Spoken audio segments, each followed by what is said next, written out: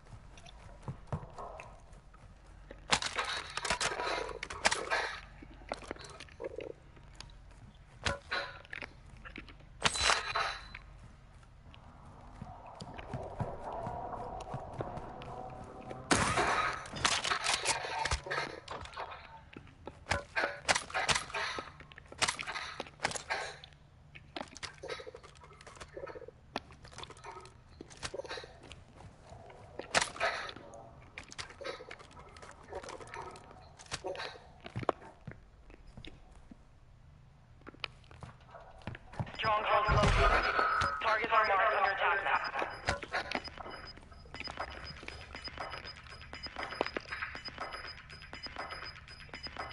You're losing ground.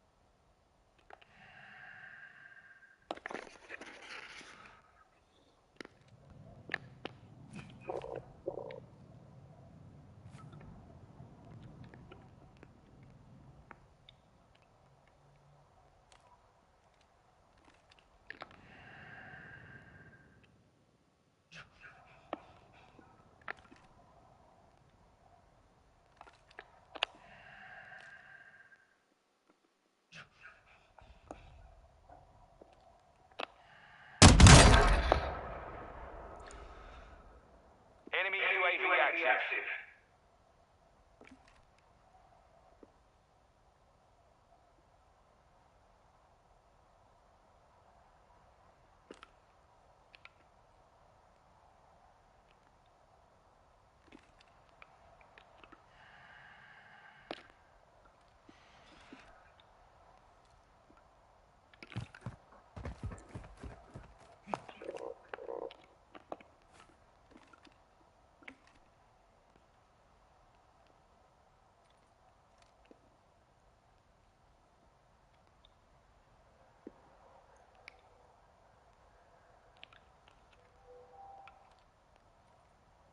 Enemy UAV overhead.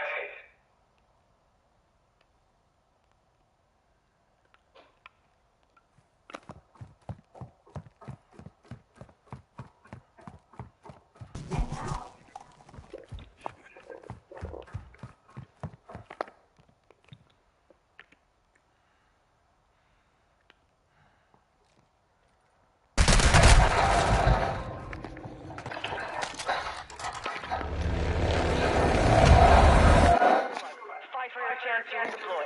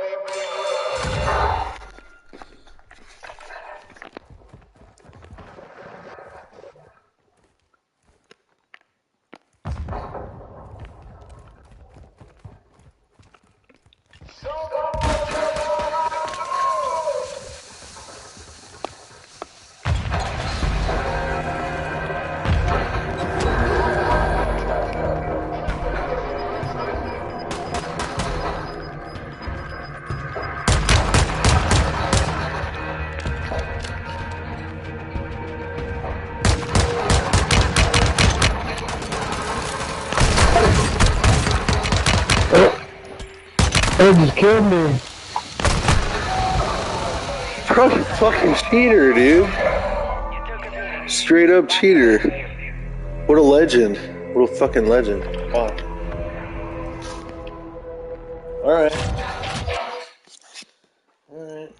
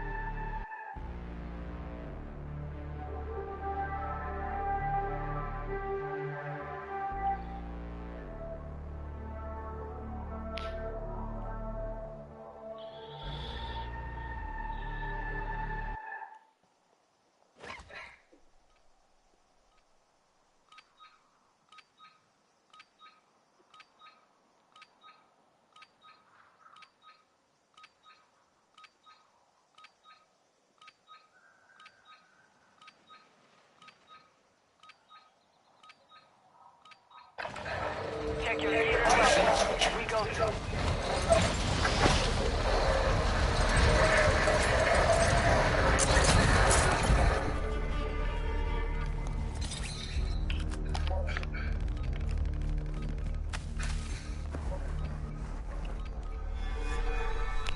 Bunch of doodle bombs. Watch the skies.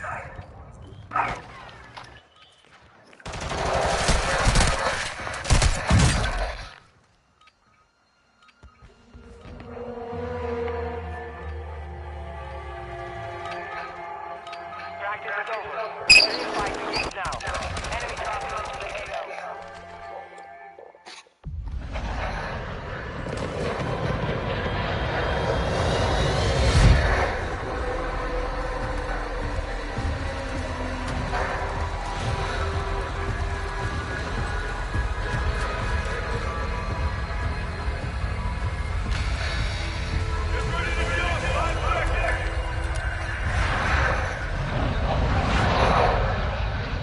Alright, soldiers. Mark a drop point for your squad.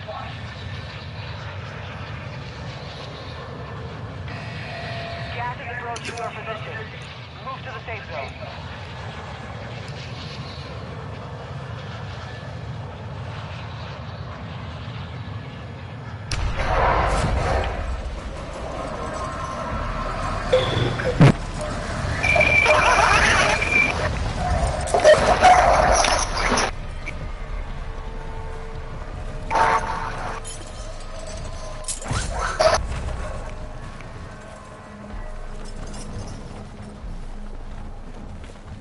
Hey, Daddy.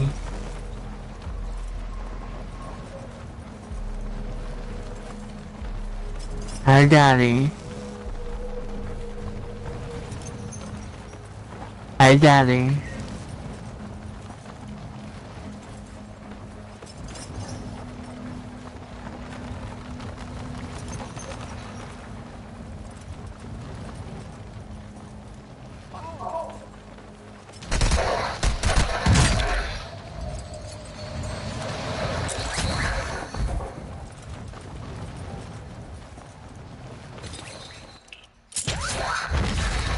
Hunt the enemy down.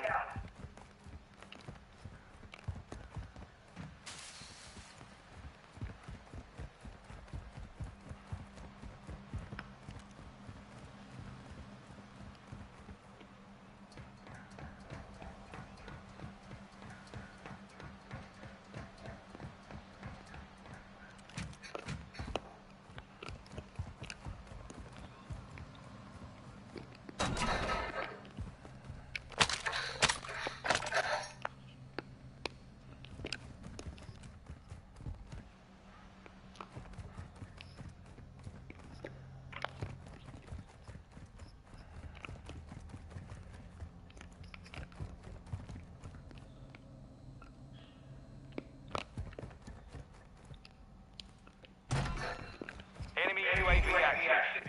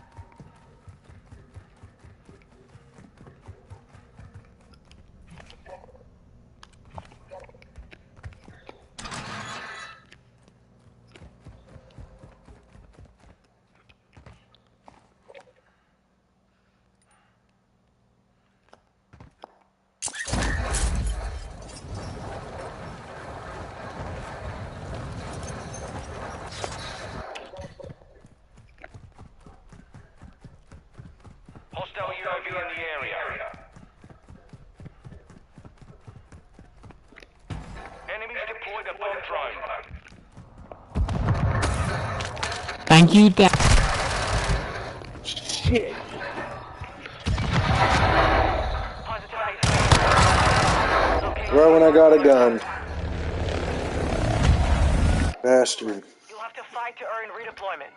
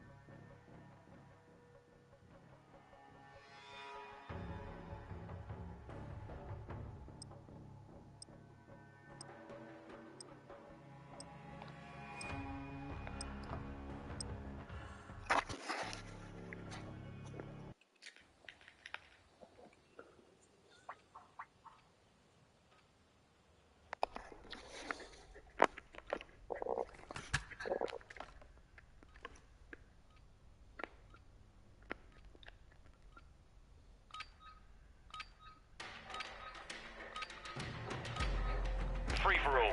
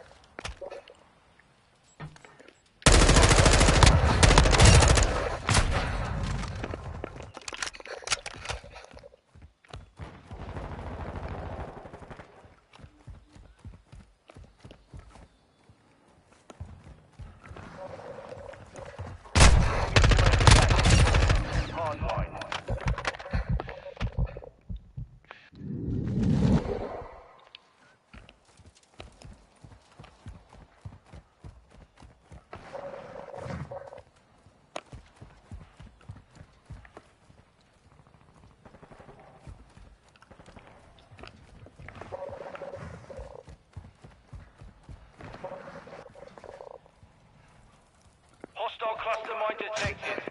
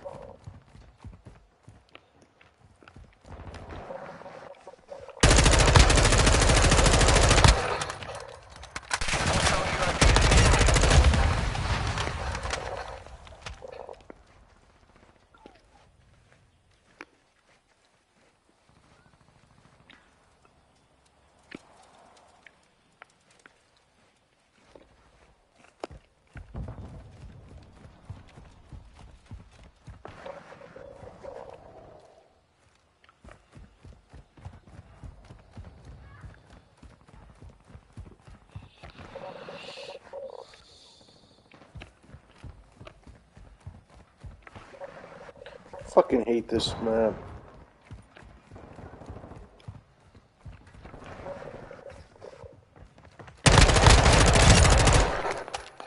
Quick fix online. Enemy UAV overhead.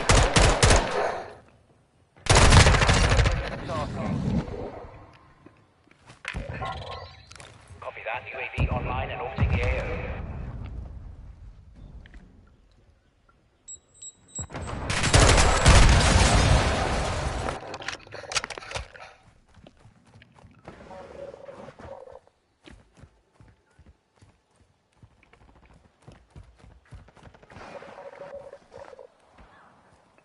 Be advised, UAV is exiting the AO.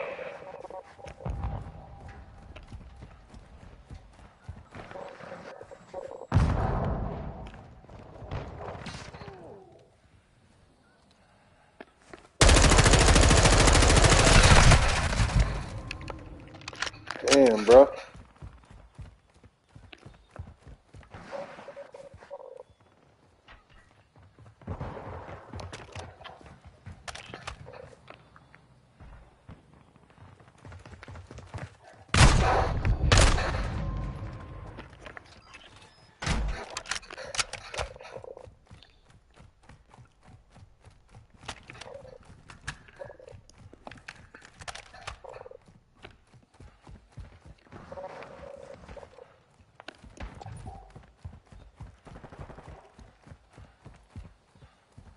Hostile mortar strike incoming.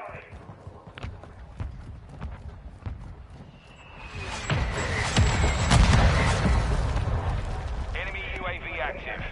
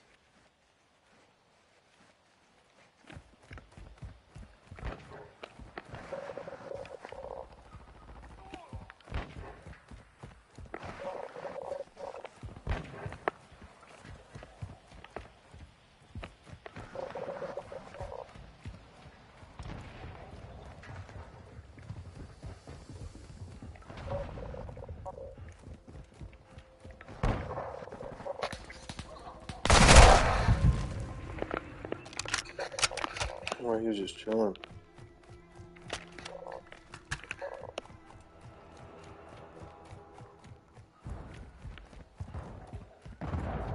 Enemy UAV overhead. Hostile UAV in the area.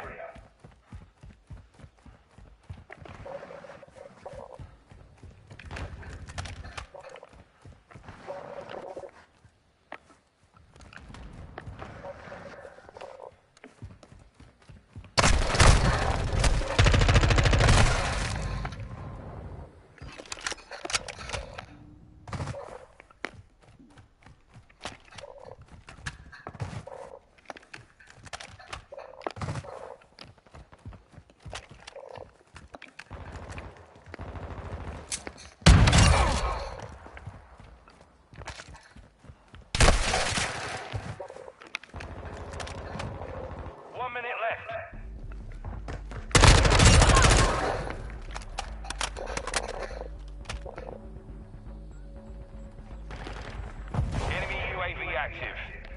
Hostile UAV in the area.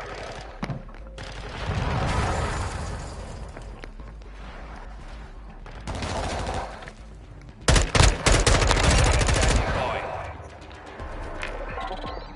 Copy that. UAV online and orbiting the AO. 30 seconds remain.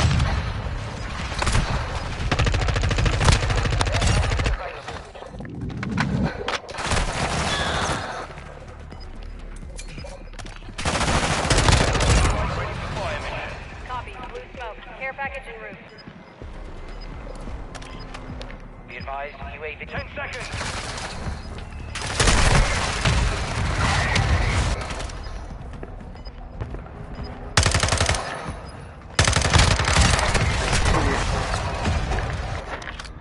All teams stand down. Oh, that's pretty good, bro.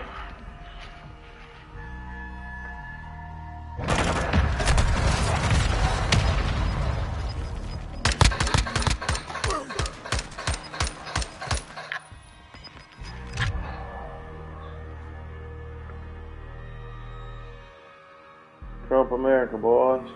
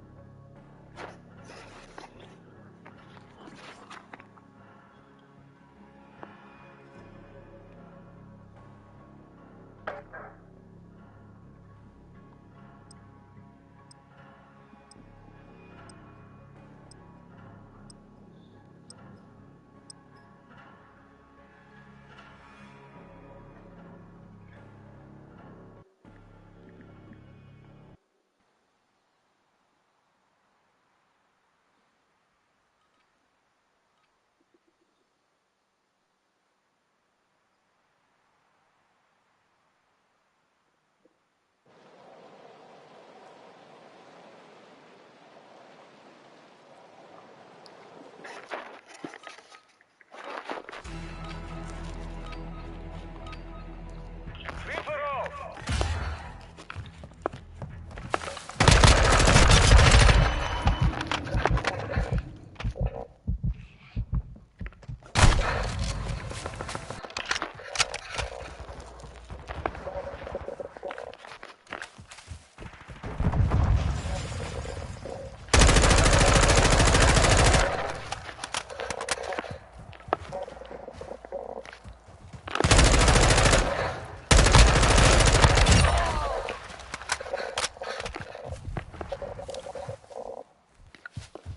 Trump's coming for you, Billy.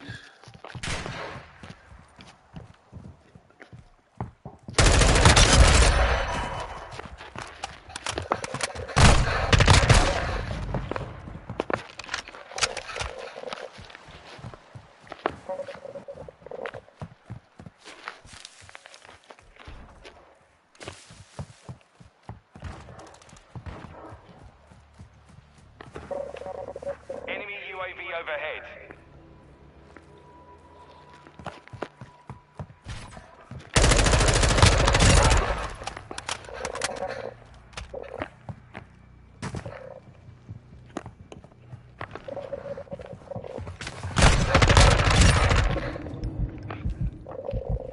Hardline online.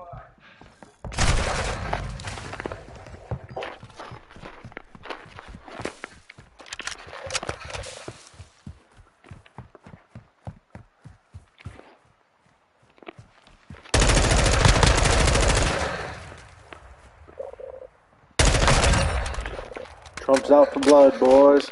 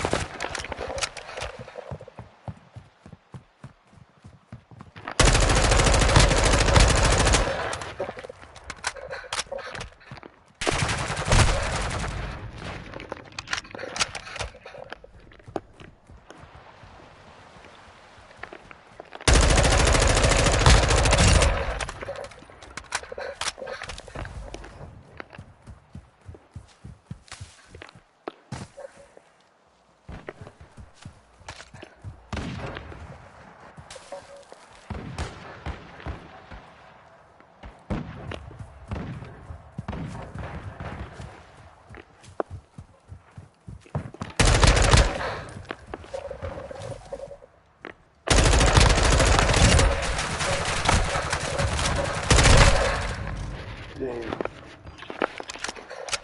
Trump's out for blood, boys.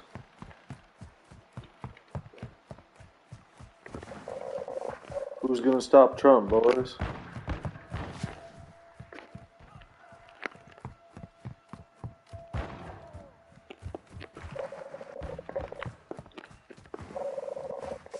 Quick fix online. Hostiles launching.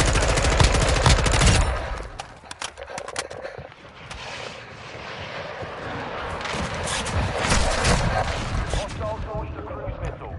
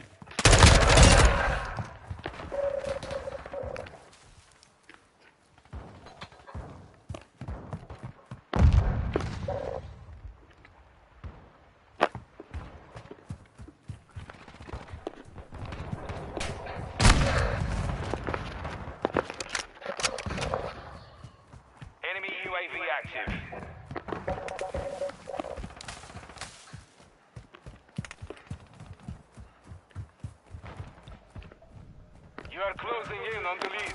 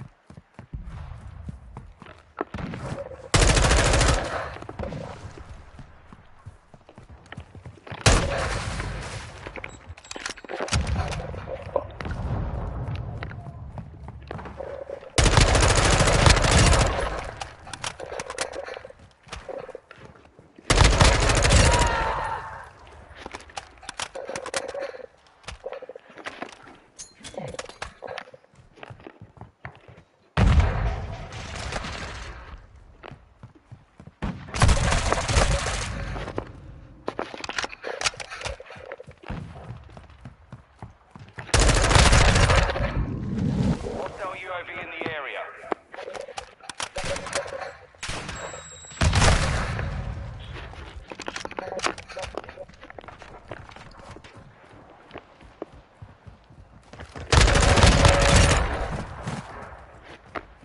Trumpson first, boys.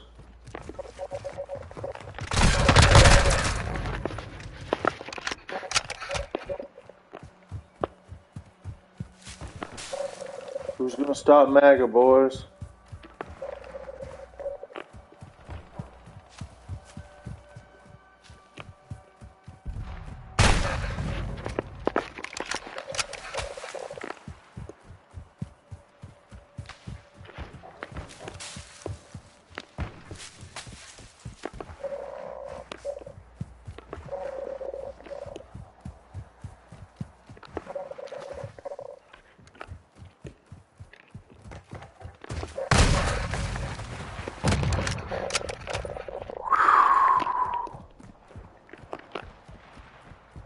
Hostile cluster mine deployed.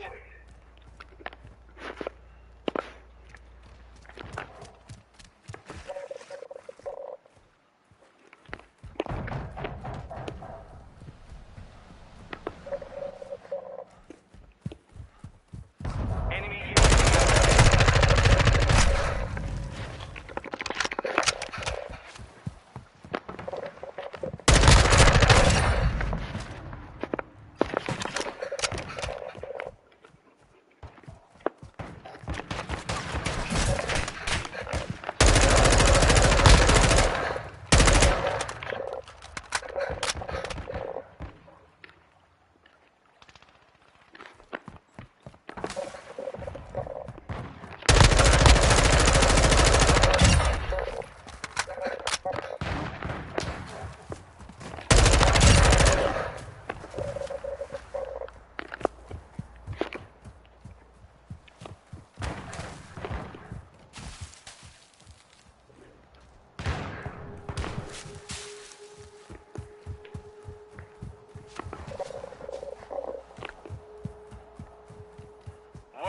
remaining.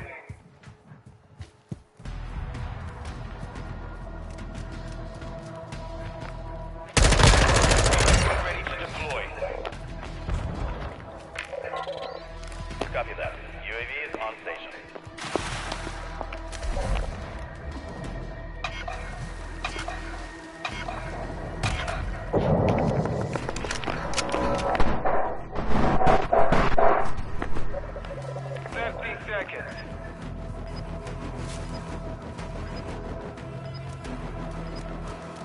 UAV is being refueled. RTB at this time. Hostile UAV in the area.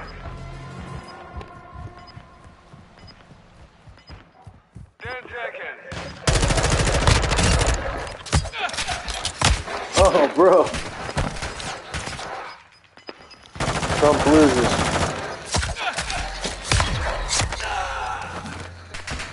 Victory secure. Good fighting. Ugh.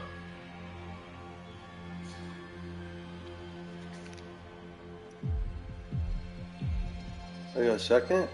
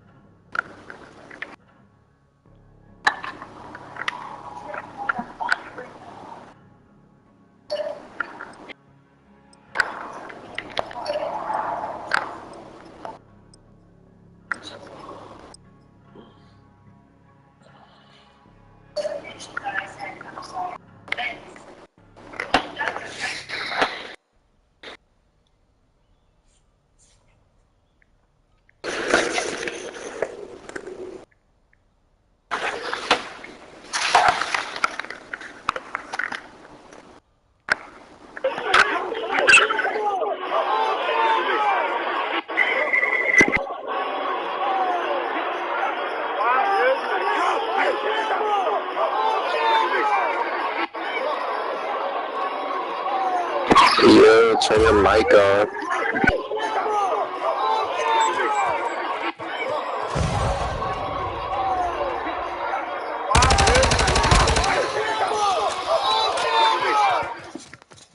Free for all.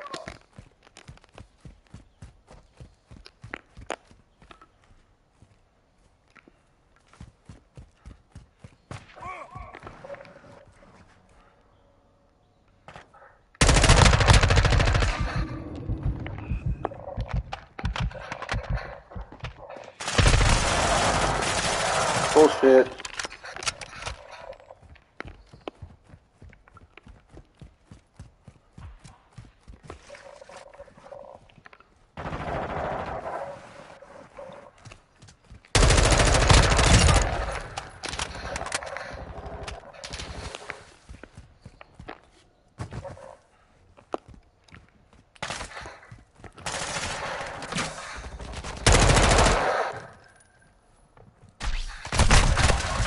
Oh.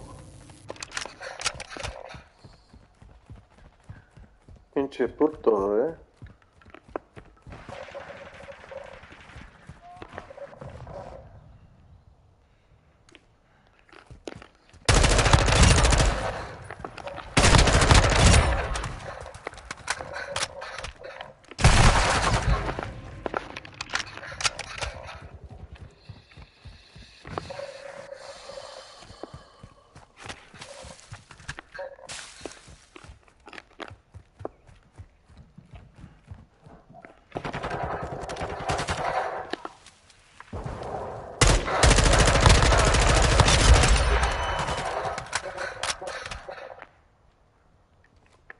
Enemy UAV overhead.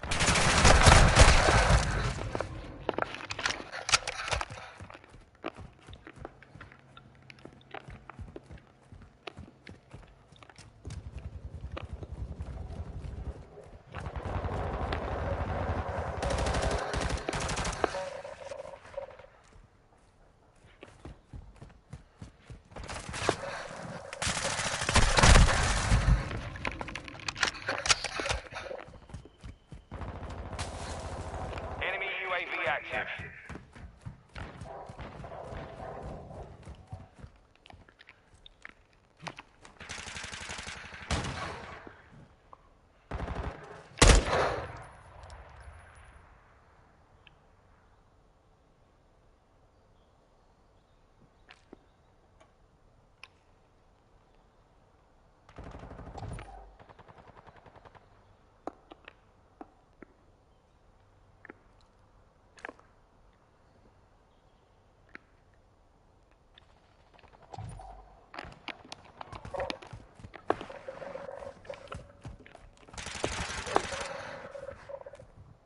Quick fix.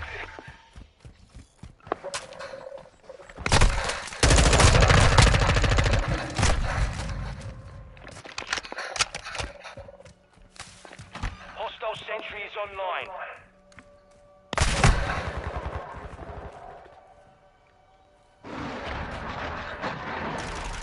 Hostile cruise missile incoming.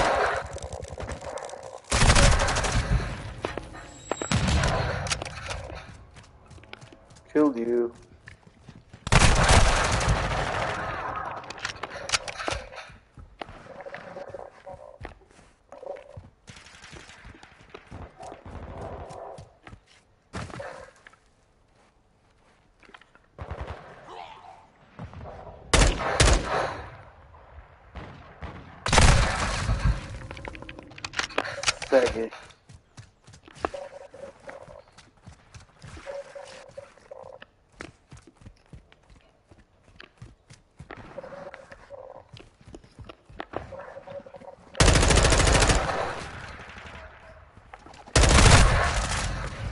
Alright, you bitch.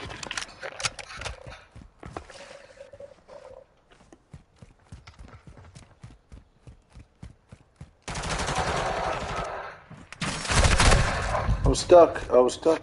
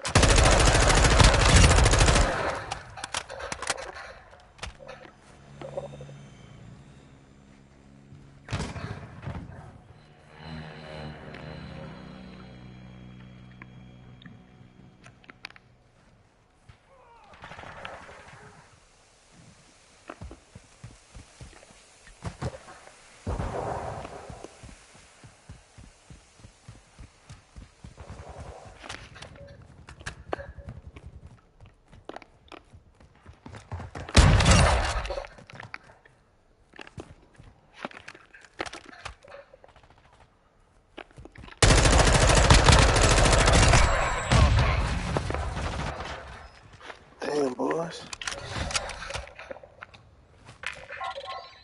Copy. UAV orbiting the AO. Recon is online.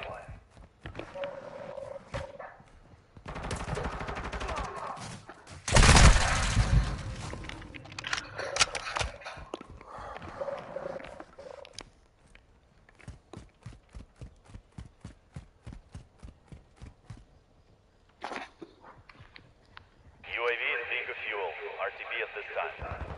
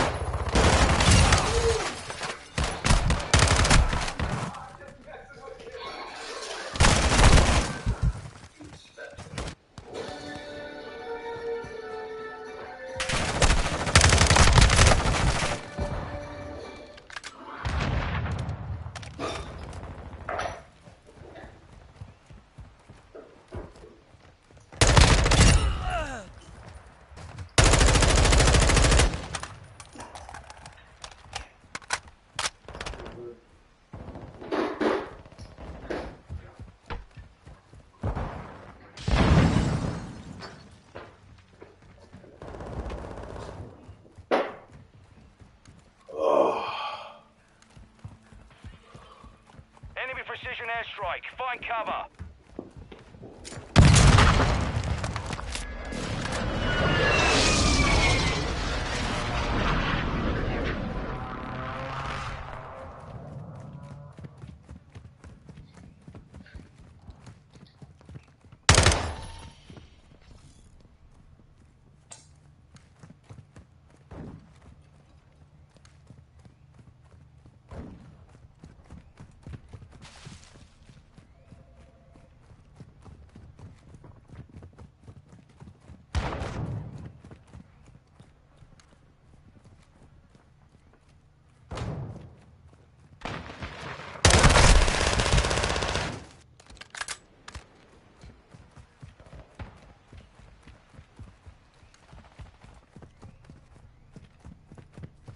Enemy UAV active.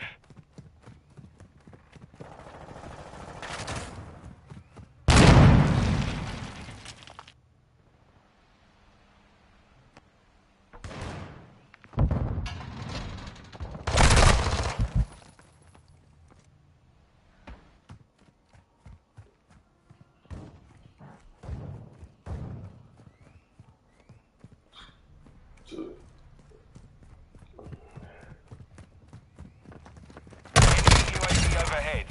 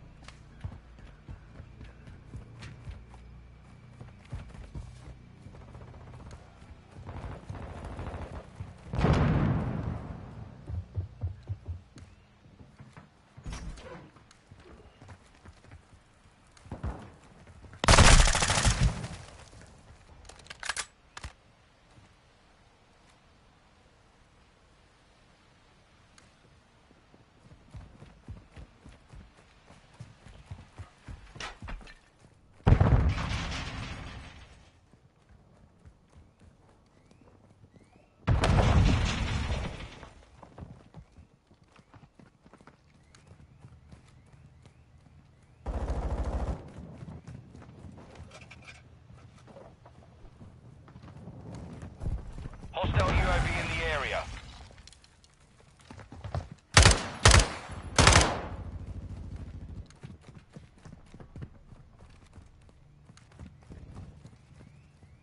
Not many ahead of you. Fighting. Hostile cruise missile launched.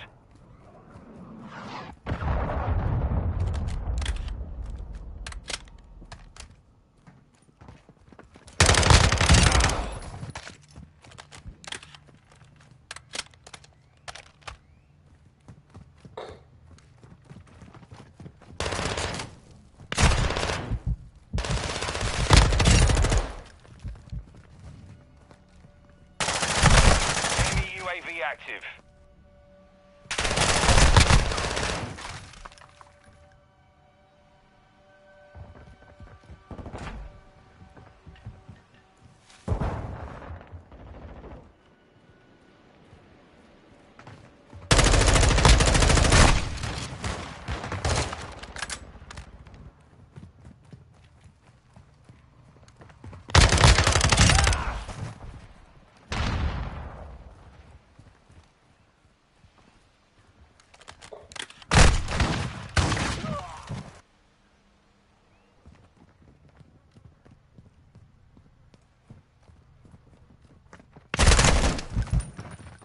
Enemy UAV overhead.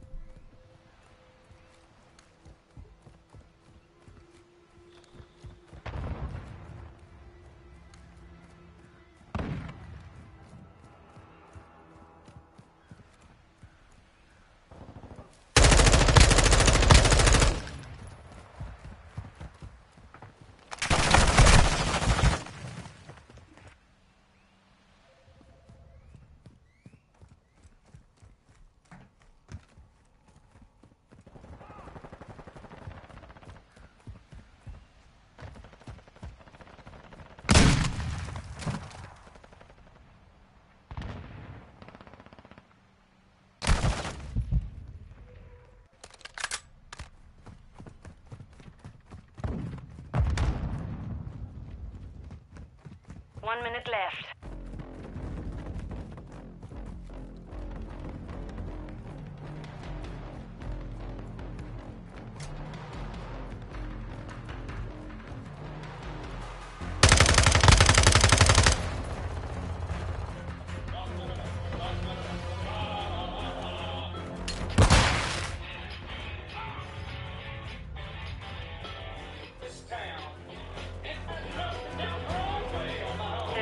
Remain.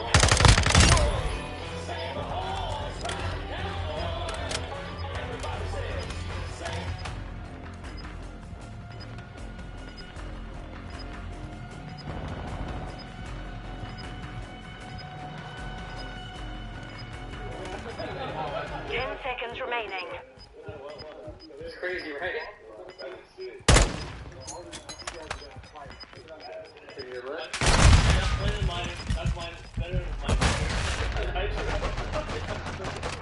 Mission failed. Return to base.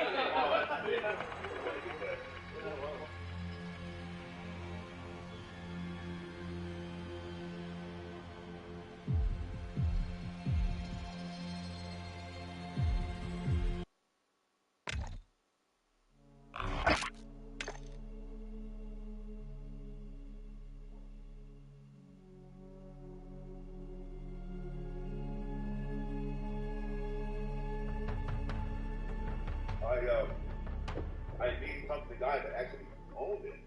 Actually, right? He actually owned it. And he's like, yeah.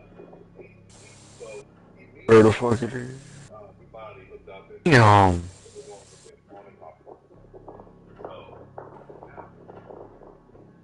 What? Oh, nigga.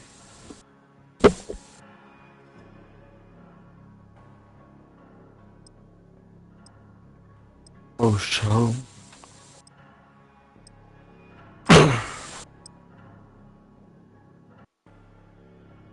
Better get faded than a hoe. 2.5 gram wax pen. Oh my.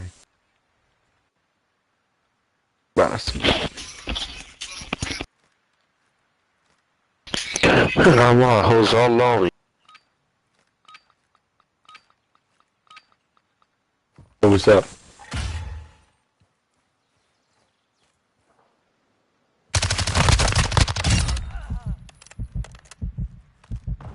Yes, sir. Yes, sir. Hey, we gave with it hot. Gotta smack the Benjamin, bruh. Hey, me too. Type shit. Hot. I just copped yesterday. I just got a 2.5 gram You got wax what? pen. I got a 2.5 gram wax pen, bro. That shit hit. Ooh, what is it? Just a wax? Big Chief? Yeah, it's a disco. Alright. So probably a Big Chief or something like that. Yeah. It's like this mimosa. That shit's fire. Hey, if I'm gonna get faded, I'm gonna get faded. I don't need explanation. For real. On God.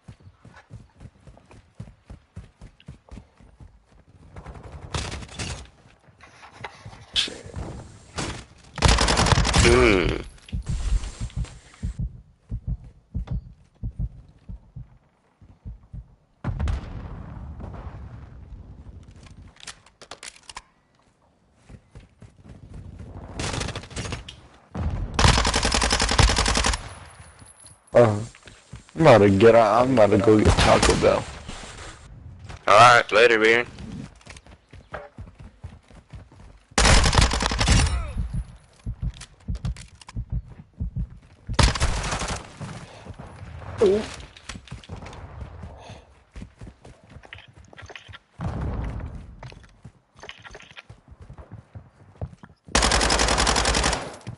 Man, who camps right there? What kind of shit?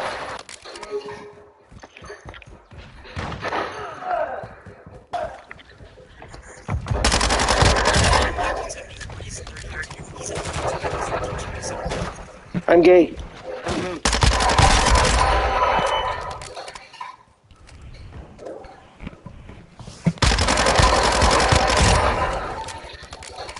I'm gay. Yeah. Fucking troll.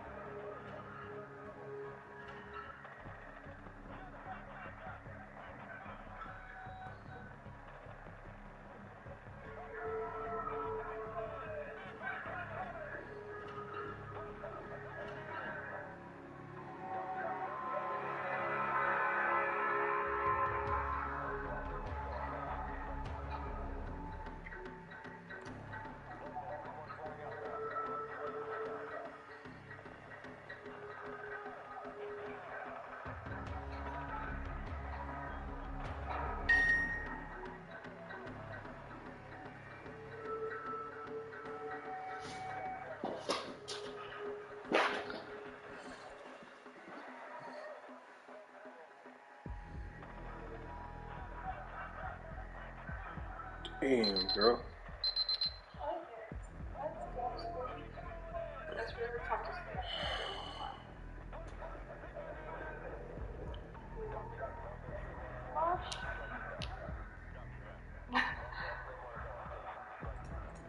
He will not answer me, I will just put it somewhere randomly.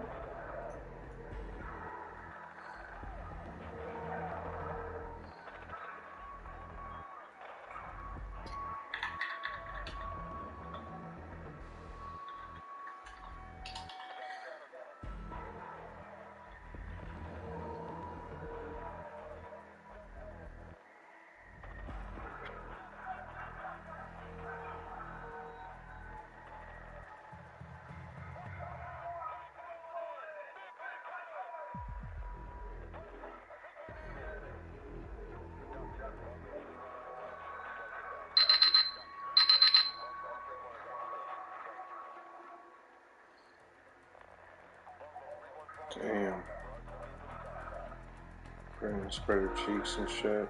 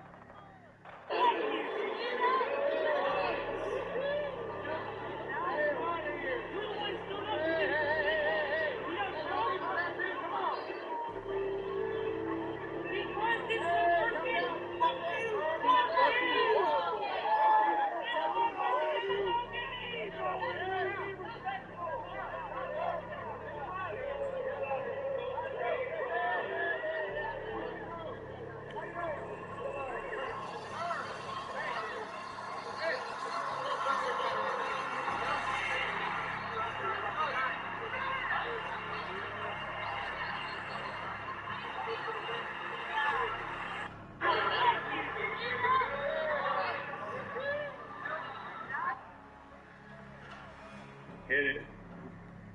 Hit, hit, hit, hit. Hit. High intensity interval training. Boom. Go in hard. Come out harder. Have a great day. Hit it.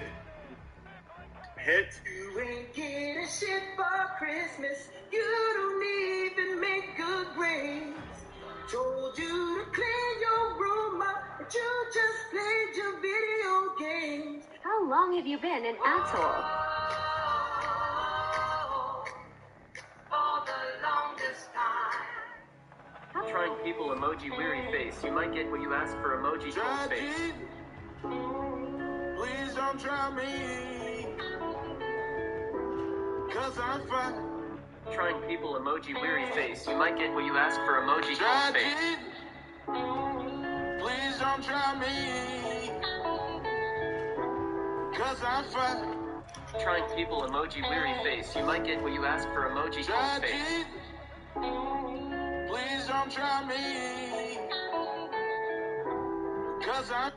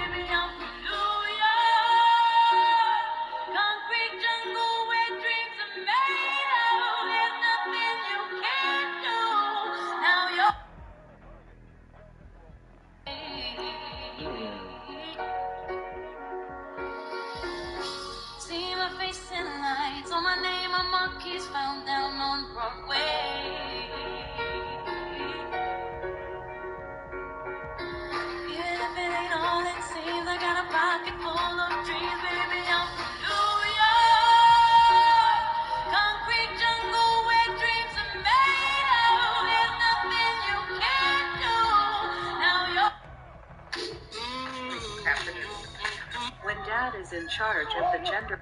I didn't choose to date you with the I don't have it because I'm getting ready to be a singer. So thank you for doing your job. No, don't be sorry. You're doing your job. I like you. I don't have it because I'm getting ready to be a singer. So thank you for doing your job. No, don't be sorry. You're doing your job. I like you. I don't have it because I'm getting ready to be a singer. So thank you for doing your job. No, don't be sorry. You're doing your job. I like you. I don't have it because I'm getting ready to be a singer. So thank you for doing your job. No, don't be sorry. Right finger. Now push your right finger into it. There you go. Okay, when you hike the ball, you gotta hold the right trigger down. Blue 42. Blue 42. You gotta hold it, keep it held down, and then right finger. Now push your right finger into it. There you go. Okay, when you hike the ball, you gotta hold the right trigger down. Blue 42. Blue 42. You gotta hold it, keep it held down, and then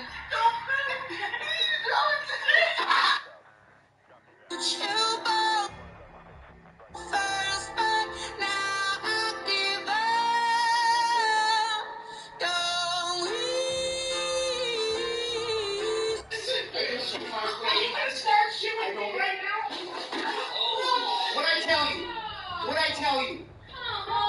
What I tell you?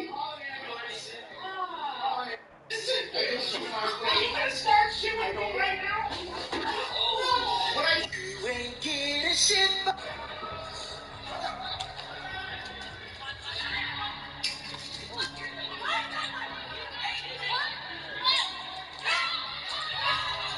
Larkin kept that dump shot alive.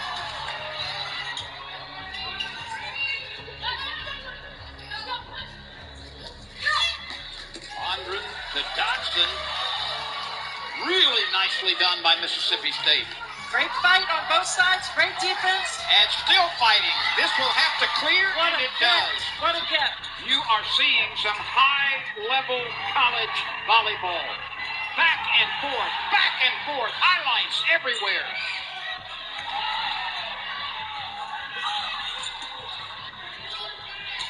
Let's just watch and enjoy. See who can finish.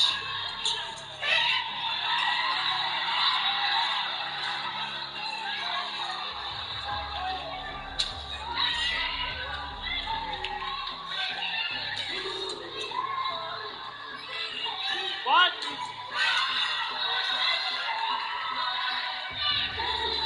Finally, it's over. LSU, after one of the longest rallies of the season, gets the swing and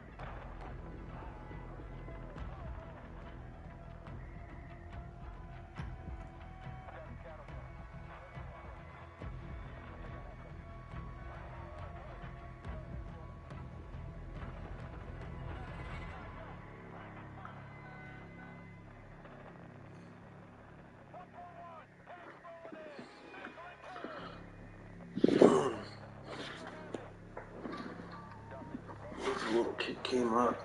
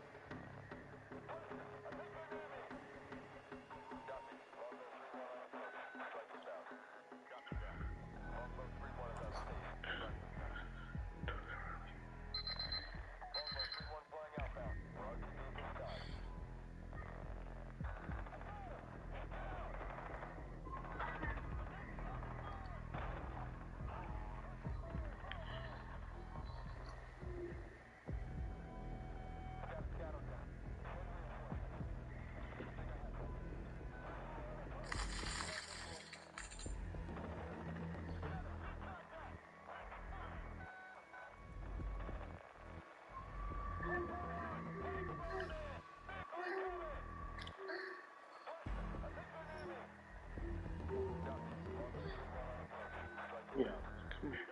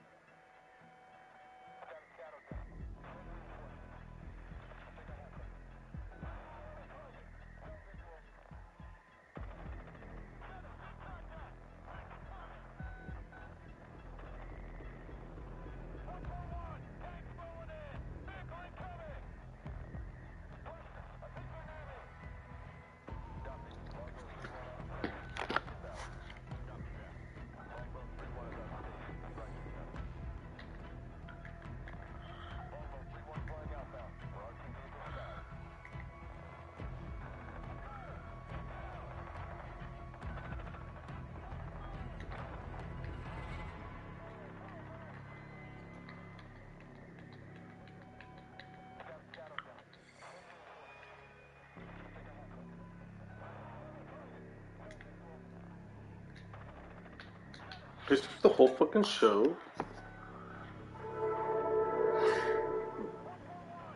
When was the last time you spoke with Cassie and Handel? Eric has been hiding long enough. Now you're taking on the Empire. What's left to keep you here? The rebellion. Did he tell you? He's writing a manifesto. And I don't get very well.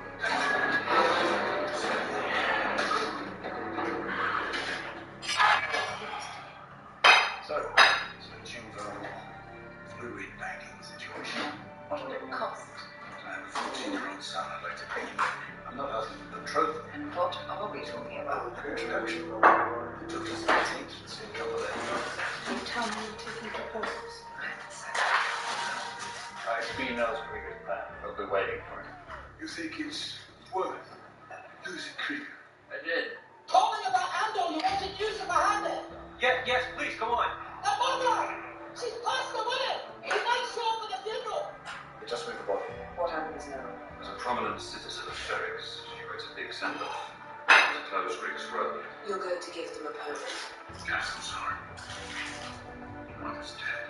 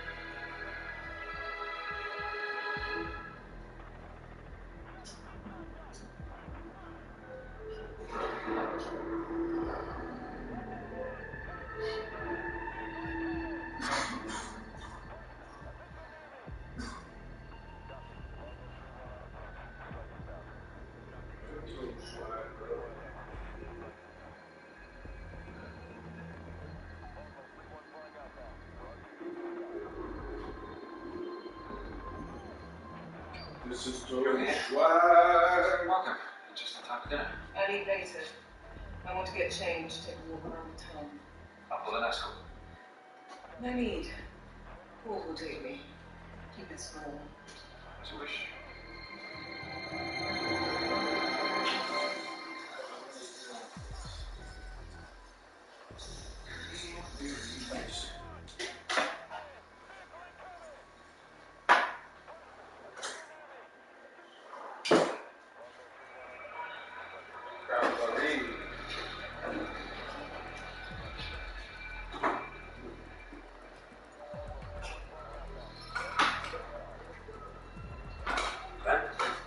When you were wrapping up, so I thought I'd wait. How long have you been there? I spoke to Cassie. What? Called the shop. Wow. Picked up the old box line, and there he was. You turn down? He wouldn't say. Does he? He doesn't. It's a very short conversation. He asked about the funeral. Let's walk. I'll watch those days. No, Keep it that way. Can't be too careful. They're watching the rules. Could be anybody. he didn't say to come back there. I don't think so.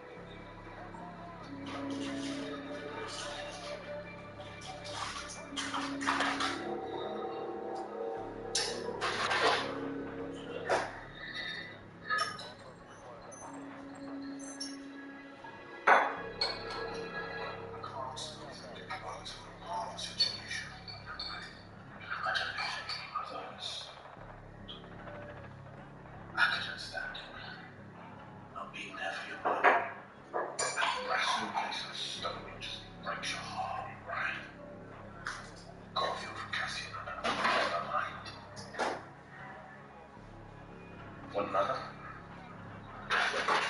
Maybe just one.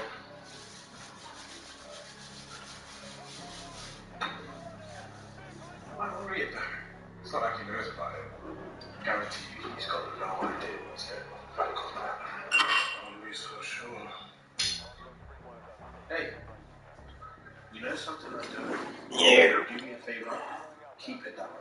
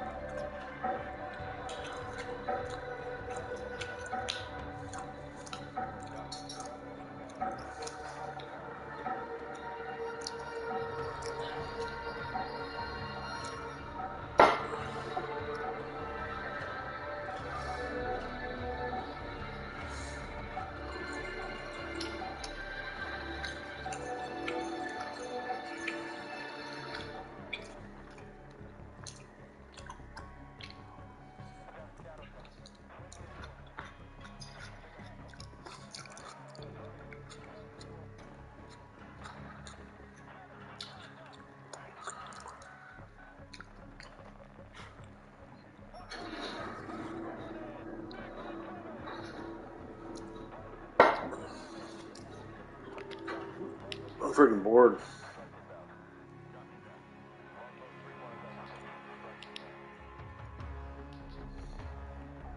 And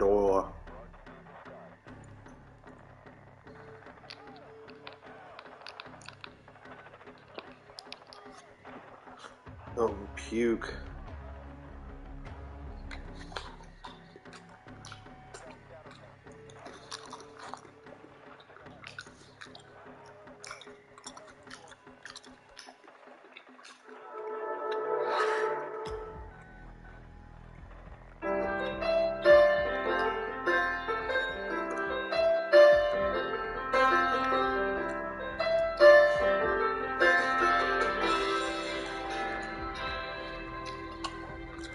Hello and welcome to Elton John Live. Very welcome, Dodger Stadium. I'm Kirsten Watson, and I'm so happy you have joined us for what will be a historic and emotional night as Elton John plays his last show of his last ever American tour. And what better place to end it all than right here at Dodger Stadium in Los Angeles, a venue with such rich history for Elton. 47 years ago, back in 1975, he played 2 sold-out shows here that are still remembered today with legendary status. It was a defining moment for Elton. And in just under 20 minutes, Elton John will be back on that stage right here. And he has a magical night planned for us all, along with his legendary band. His longtime collaborator, Bernie Taupin, will be making an appearance. And Elton will be joined by some phenomenal musical guests. We're going to see performances by Dua Lipa, Brandi Carlile, and Kiki Dee, who sang the chart-topping duet, Don't Go Breaking My Heart. We caught up with these incredibly special guests and Elton himself in rehearsals earlier today.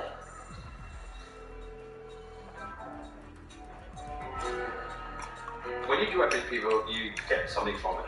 When you record with someone you haven't met before or worked with before, you learn something because it's so much fun. You bounce off each other.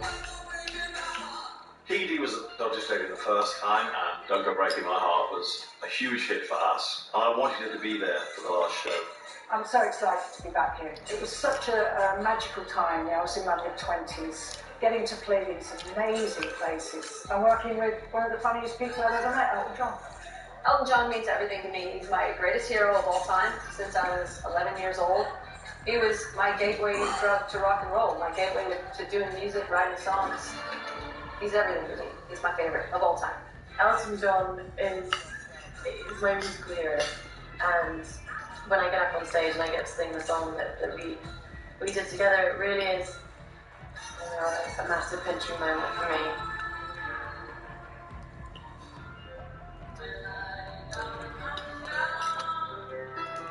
Bernie Taupin and Elton John, I think, are one of the most miraculous partnerships of all time. And they're the only ones like them that ever existed, and I think they're the only ones like them that ever will exist. Bernie's lyrics are so cinematic. You see them, you taste them, you feel them. He is the greatest lyricist of all time.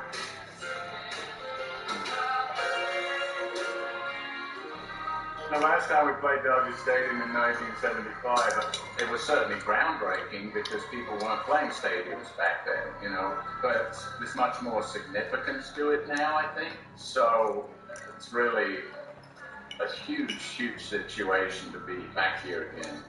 I think it's going to be quite an emotional show. Elton has left such a mark musically on the world, and to get to see it come to life for the last time here at Dodger Stadium in LA, it's going to be emotional. It's going to be emotional. I try and record with younger artists and artists because I'm 76 and I'm still feeling as if I have so much more to learn, not just through music, but through every facet of my life.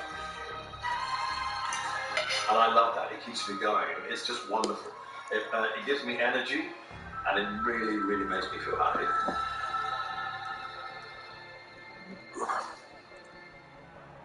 My dear friend and eternal brother Elton, as you celebrate this historic milestone in your life, I just wanted... Gay goo.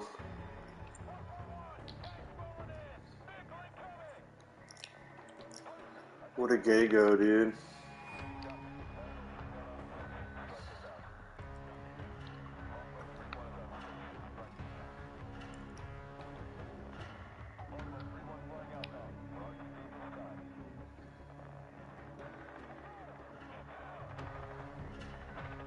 Oh no, girl. Hey, I want to see it. I want to see it.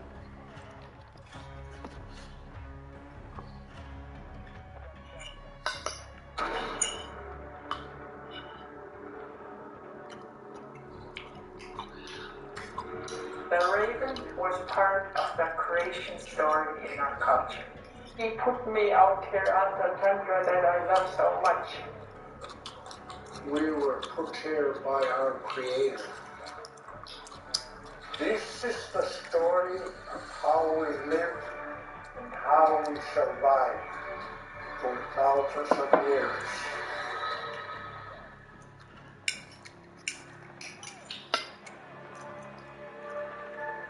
It's a ball.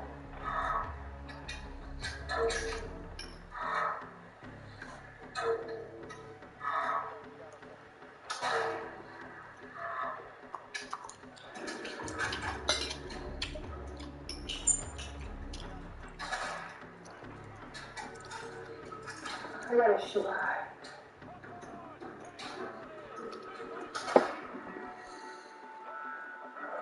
I saw blood. Let's go get him.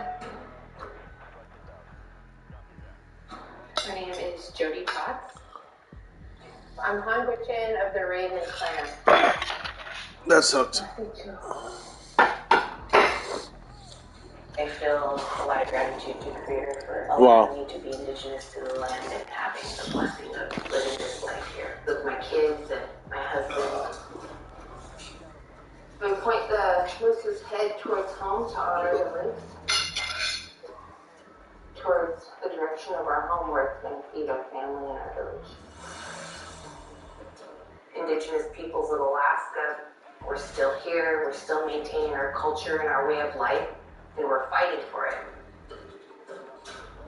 Generation after generation.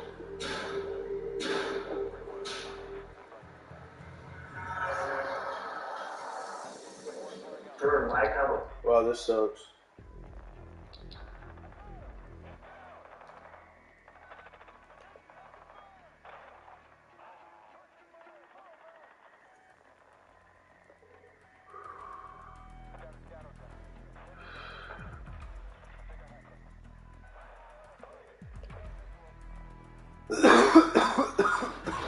here.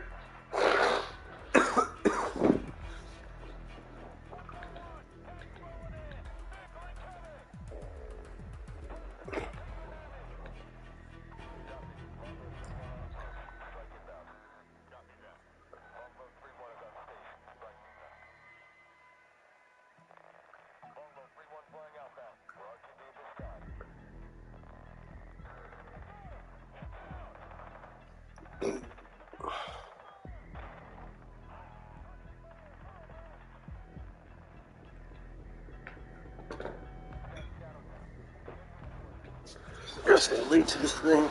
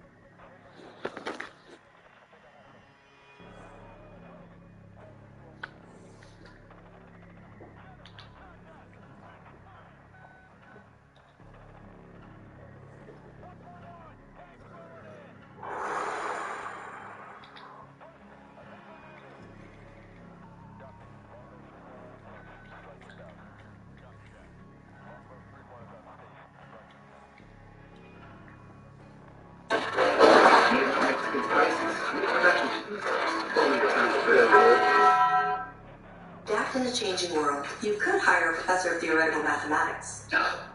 We all know this is waste, right? Or you could use Workday to make better decisions. I know it's to be true that the only answer to a debt-laden, aging population is what I refer to as more cowbell. Stimulus. Stimulus is the status quo. That's why you like Bitcoin, because you can sense that stimulus is the status quo. The debasement of currency. It's the only way. Because if GDP growth doesn't grow as fast as debt growth, your income is not covering your payments, right? That's it. It's as simple as that. And the only way of reducing GDP growth in that formula is debt. So debt needs to grow. The economy needs to grow fast enough that it pays it off, but now each unit of debt lowers each unit of debt gives you less GDP than it did. So it's now $3 of debt gives you $1 of GDP growth. And it's been going like this. The United States Federal Reserve is expected to announce another interest rate hike during the next FOMC meeting on December 14. According to recent estimates, the market expects a 50 basis point raise, which would indicate a softening in the central bank's previous approach. On Wednesday, the Federal Reserve released the minutes from its latest meeting. The minutes and statements from Fed members like Vice Chair Lael Brainard also hinted that the next rate hike would be lower than previous ones. During its November 2 meeting, the central bank announced its fourth consecutive 75 basis point hike. But during a follow-up press conference, Fed Chair Jay Powell hinted that the committee might soon begin to slow down its aggressive approach to lowering inflation. The minutes from the meeting revealed that several other Fed policymakers agreed with Powell. Here's a statement from the minutes. A number of participants observed that as monetary policy approached a stance that was sufficiently restrictive to achieve the FOMC's goals, it would become appropriate to slow the pace of increase in the target range for the federal funds rate. A substantial majority of participants judged that a slowing of the pace of increase would likely soon be appropriate. Real Vision founder and chief executive officer Raoul Pal is convinced that a significant pivot in the Fed's policy will occur much sooner than expected. He has held this view for a while now, and recent events, including a lower than expected inflation and cooling in the labor market, suggest that the macro guru might be right on track. In a recent interview, Powell discusses his macro outlook for 2023 and beyond. While he believes inflation will cause less worry in 2023 and asset prices will skyrocket, he sees a bigger problem on the horizon. This giant problem is no other than the issue of currency debasement and its long-term effects on the financial markets. We will now take you to Raoul Pal's interview. Please take a little time to like this video, subscribe to the channel, and turn on post notifications so you never miss any of our timely updates on the cryptocurrency markets. Also, ensure you drop your comments and observations in the comments section below and check out our other videos. Thanks and enjoy the video. At some point, if I look at the future and say, I'm going to live in 9 months in the future, is the central bank raising interest rates? There's almost a zero chance. Really? Well, because we've already got to the tipping point where inflation is starting to fall. Just the extrapolation of interest rates mean that they will be below the Fed funds rate by about March or April next year. So, therefore, and what, the Fed going to go to what, 10%? What's left? Rubble. People rioting in the streets, right? You can't do it. So you've got to the point, you're getting close to the point where the rate of change changes, and in 6 to 9 months' time, the Fed are likely to have stopped and probably cut, because stimulus is the only way the world works. So they raise rates just to lower them again. Correct. So they lower the rate of inflation, but then it's like, oh shit, we need to bring up GDP growth, because if not, we all go bust. Right, we need asset prices to rise, because you can't let the collateral go bust. That's what's just happened in crypto. The collateral, the FTT token, the Luna token, all this stuff went bust. End of game. Or leverage it. So they can't allow that. So if you borrow money to buy a house, and the value of your house goes down 50%, you're insolvent. Only if I want to sell them. If I don't want to sell, I'm fine. Yes. That negative equity means that the banks then become massively proactive in not doing any more lending. That was 2008. The collateral went down. So where else do we borrow against? We borrow against our future, our jobs. I.e. you go to the bank or you use a credit card, it's because you've got income. Right? You lose that. That's your asset, your income that you generate. Right? You can't borrow money, the whole system blows up. You can't pay any of your other debts. In the stock market, in the financial markets, people borrow against bonds, and they borrow against stocks, and they borrow against all sorts of other elements of wealth. If those things go down too much, then people start asking for their money back, because the collateral doesn't cover the loan. And that's the issue that the society faces. So it's at every level here. It can't happen. So if your share price goes down too much, you probably can't borrow money if you're a public company, because people then worry, can you pay them back? Your income goes down, all of this stuff. So therefore, I think that, as I said, this is how the world works, is stimulus now, in this particular phase of the world. And therefore, looking at 9 months, the probability is, knowing what...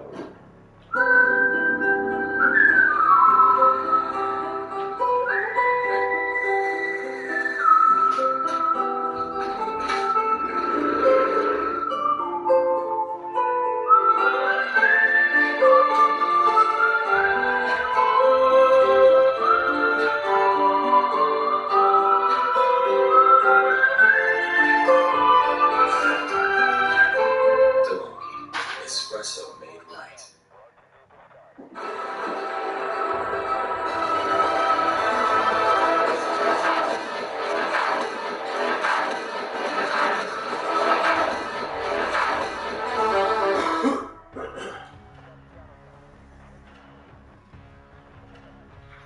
About debt and demographics, that the central bank has not only stopped raising rates, but is probably easing rates to try and balance out. As you talked about, this is what you want them to do, right? You want them to try and just stop the worst part of the collapse and the worst part of the boom. So they'll be doing that. The probability is that they will also be trying to inject money into the economy, because there's no velocity of money because these old people. So that's quantitative easing. What does that do? Asset prices go up again. So all roads lead to asset prices going up over time. It's a trick, because they're devaluing the value of the currency. It's a trick. But then you've taken the bet and I've taken the bet, which is like, we like crypto, because we think it not only offsets this whole mechanism, because it's a fixed asset, but it also is a technology that we think unlocks a whole bunch of other opportunities, and therefore it's valuable. So that becomes a superior bet, and I can't get to a more superior bet, and I've tried, and I've gone through everything. I just wrote a huge long 160-page article about all of this in Global Macro Investor, and I still can't get to a position where, in this construct of the world, that Bitcoin and Ethereum just don't become even more and more dominant and valuable. The future Cal paints is gloomy. First, we get a much-needed Fed pivot or another round of money printing. As a result, asset prices skyrocket and everything looks perfect. But the underlying problems, especially currency debasement, remain and continue to fester. Fortunately, that's where Bitcoin and other cryptocurrencies come in handy. Whatever hopefully pleasant surprises next year holds for the crypto markets, we can't get there until this FTX mess completely blows over. In his interview, Powell speaks extensively about the collapse of the crypto exchange and its sister company, Alameda Research. Here's Raoul Powell's assessment of the current market situation and the FTX collapse. I think even last time we talked about, we need to parse out crypto into component parts so people understand, because if not, it feels like this huge clusterfuck going on and nobody knows what it is. Firstly, the central banks are taking liquidity out of the system and have been for a while. That has hit all assets. And so crypto down 75%, much like many technology stocks are down about the same. So that's been going on, that's been putting the market under pressure. At the same time, when you get to the bottom of the liquidity cycle, if you think about it, if you think there's a bunch of people in the street saying, hey buddy, can you lend me $1? You've only got $5 and there's 10 people asking, well, 5 people aren't going to get it. And that's what happens at the bottom of the liquidity cycle. Those who really need money don't get it. And they blow up. So in June, we spoke in the aftermath of that. That was basically the blowing up of the liquidity cycle. Suddenly you find out that all of the people who were running leverage in crypto were getting blown up and they couldn't get any money from borrowers or they couldn't get any money, from investors. And so that had this huge ramification. So June was actually worse than now, because pretty much it triggered everything. So June was the actual damage, right? That was basically the nuke button to say, leverage and crypto, as we've always talked about, don't go together, right? So that blew up, massive balance sheets, 3 Arrows Capital, all of them. But one of them was hidden, and we didn't know, and that was Alameda. We knew they were a massive shot. We knew they were kind of a bit sketchy, but they kind of said it's fine, but they weren't fine.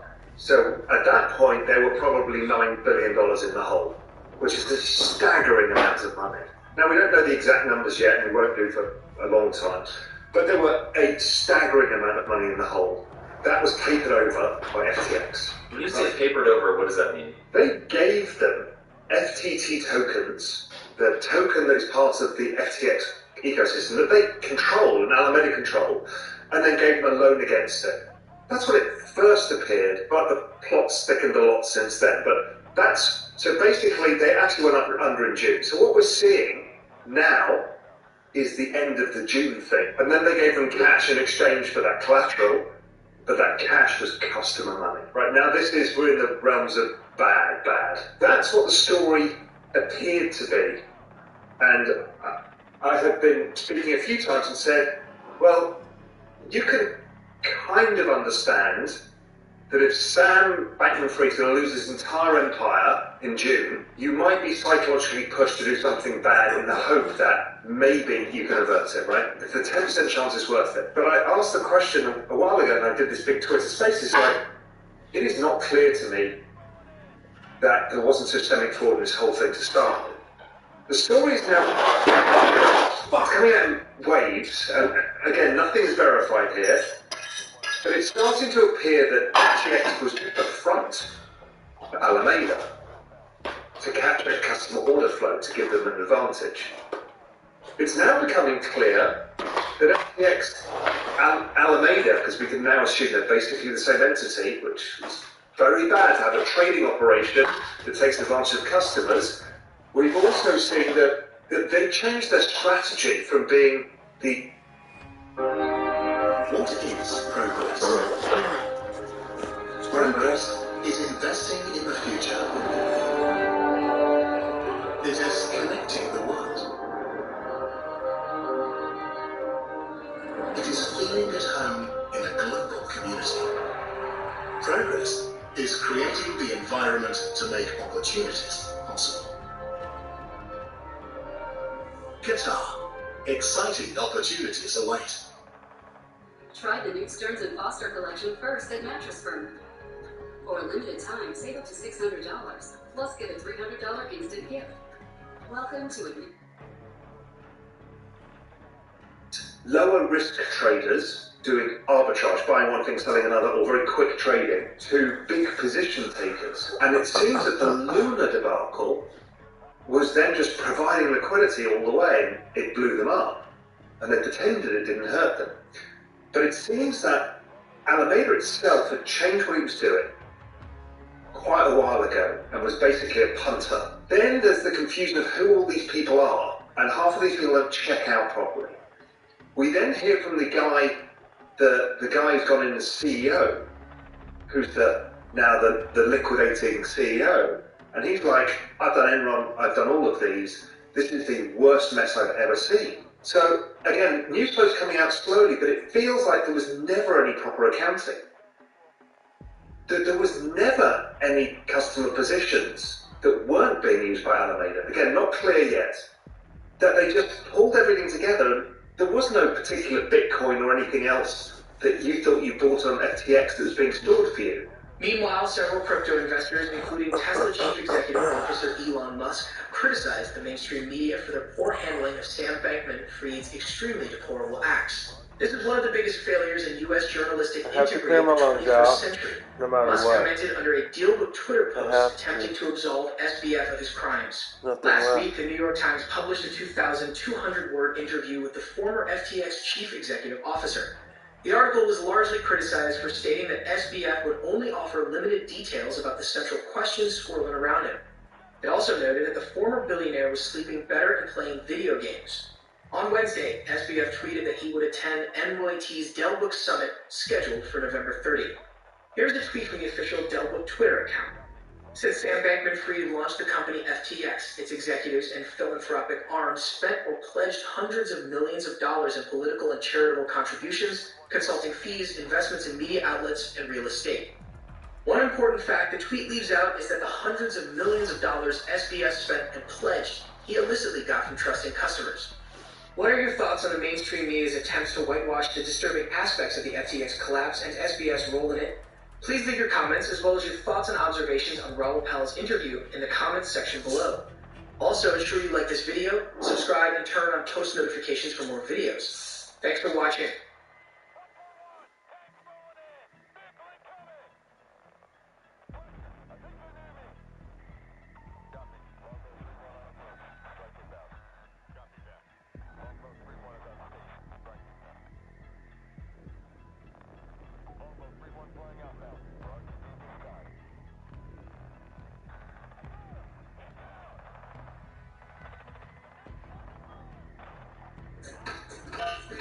Magenta. I ain't cartridges. No, Magenta. I'm not going back to the store. Magenta! Cartridges are so... The Epson Eco Tank. No more cartridges. It comes with an incredible amount of heat that can save you a lot of frustration. The Epson Eco Tank. It's still and chilled. Available at...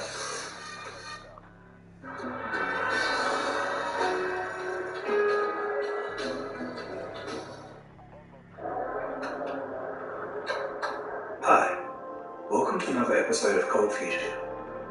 2008 was a pretty interesting year.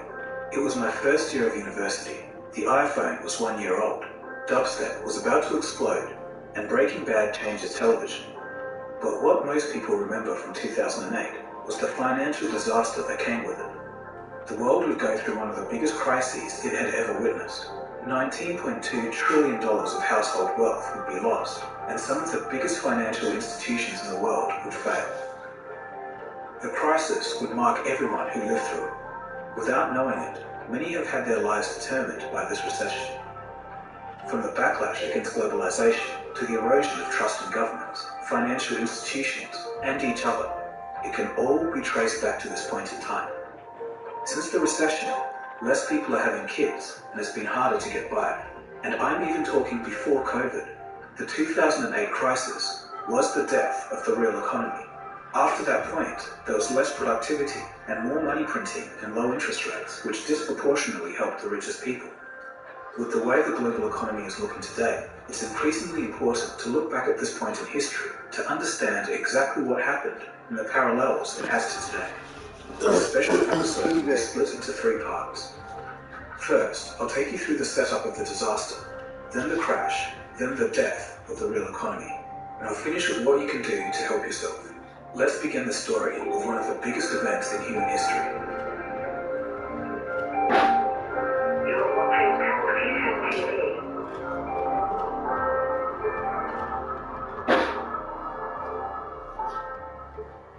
To get the full picture, we need to go back to America in 1995.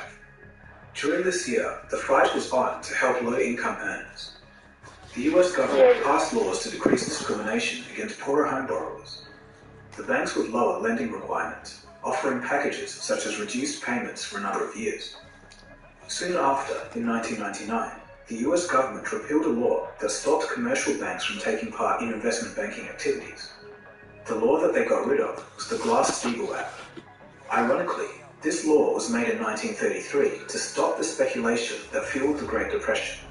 It was a fatal mistake. From 1999 onwards, banks which had previously managed conservatively turned to riskier and riskier investments, as well as speculation, all in an effort to increase their returns. Banks cared less about their customers and more about Wall Street profits. According to Nobel economics laureate Joseph Stiglitz, this move played a major role in the financial collapse that was to come.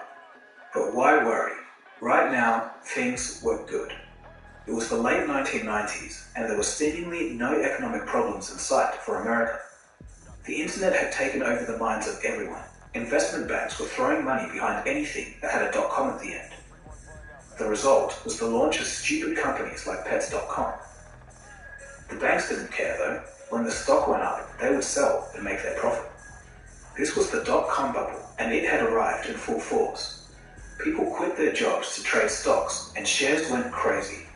For example, shares of Qualcomm rose by 2,619% in 1999 alone. In America, there was money to be made, and life was good.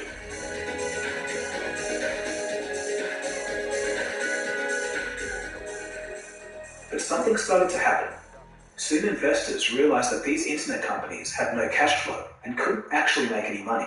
And by March 2000, it all came crashing down. The next year, the September 11th attacks would occur, followed by the Enron and WorldCom corporate accounting scandals. After these events, the public and the markets lost trust in the economy.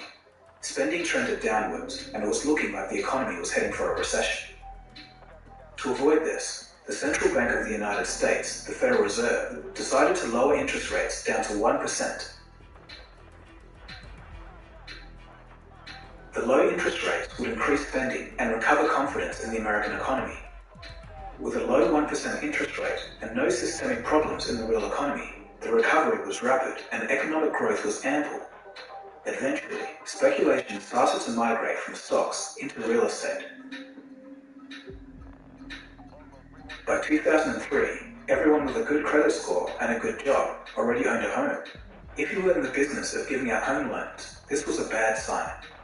To save their profit margins, mortgage lenders relaxed credit scores to get more people in the door and increase profits. These were called subprime loans. As the money flowed in and time went on, the lending standards got lower and lower and lower. Soon there were mortgage deals that required no income, no job, and no assets. They stopped checking whether the income was even real. They turned to low and no doc loans, so-called liar's loans. No income, no job, no assets, and they're still willing to lend. But help me out here. How does that make sense for the lender? It would seem to be reckless in the extreme. It was, but the key assumption was that home prices would keep going up forever. And in fact, home prices nationwide had never declined since the Great Depression. People like acupuncturist Rula Giostas became real estate speculators. How many properties did you buy in this last 5-year period? I believe in the last 5-year period I bought about 6 properties. And what did you buy them for? For investments. If a subprime customer defaulted, it was no problem. Just sell the house because it was going to go up in value, so you're going to still make a profit. Ashley's Black Friday mattress sale is going on now. For a limited time only, you can save big on select Tempur-Pedic and Purple adjustable mattress sets and pay 0% interest for 72 months. Click the link to shop Ashley's Black Friday mattress sale today. Oh, you shouldn't have. Meet Mixed Tiles, the best way to get those sweet family photos up on your walls. Stick and restick. You'll get your pictures within a week with 100% free shipping and a full money-back guarantee. Mixed tiles are the perfect gift for your loved ones, and personally, I'm a little obsessed with them. So how does it work? Go to mixtiles.com, upload pictures from your computer, phone, or social media, pick a fancy frame, and voila! 9 out of 10 buyers give Mixed Tiles an excellent rating. Christine here is using them for her yacht. Way to go, Christine!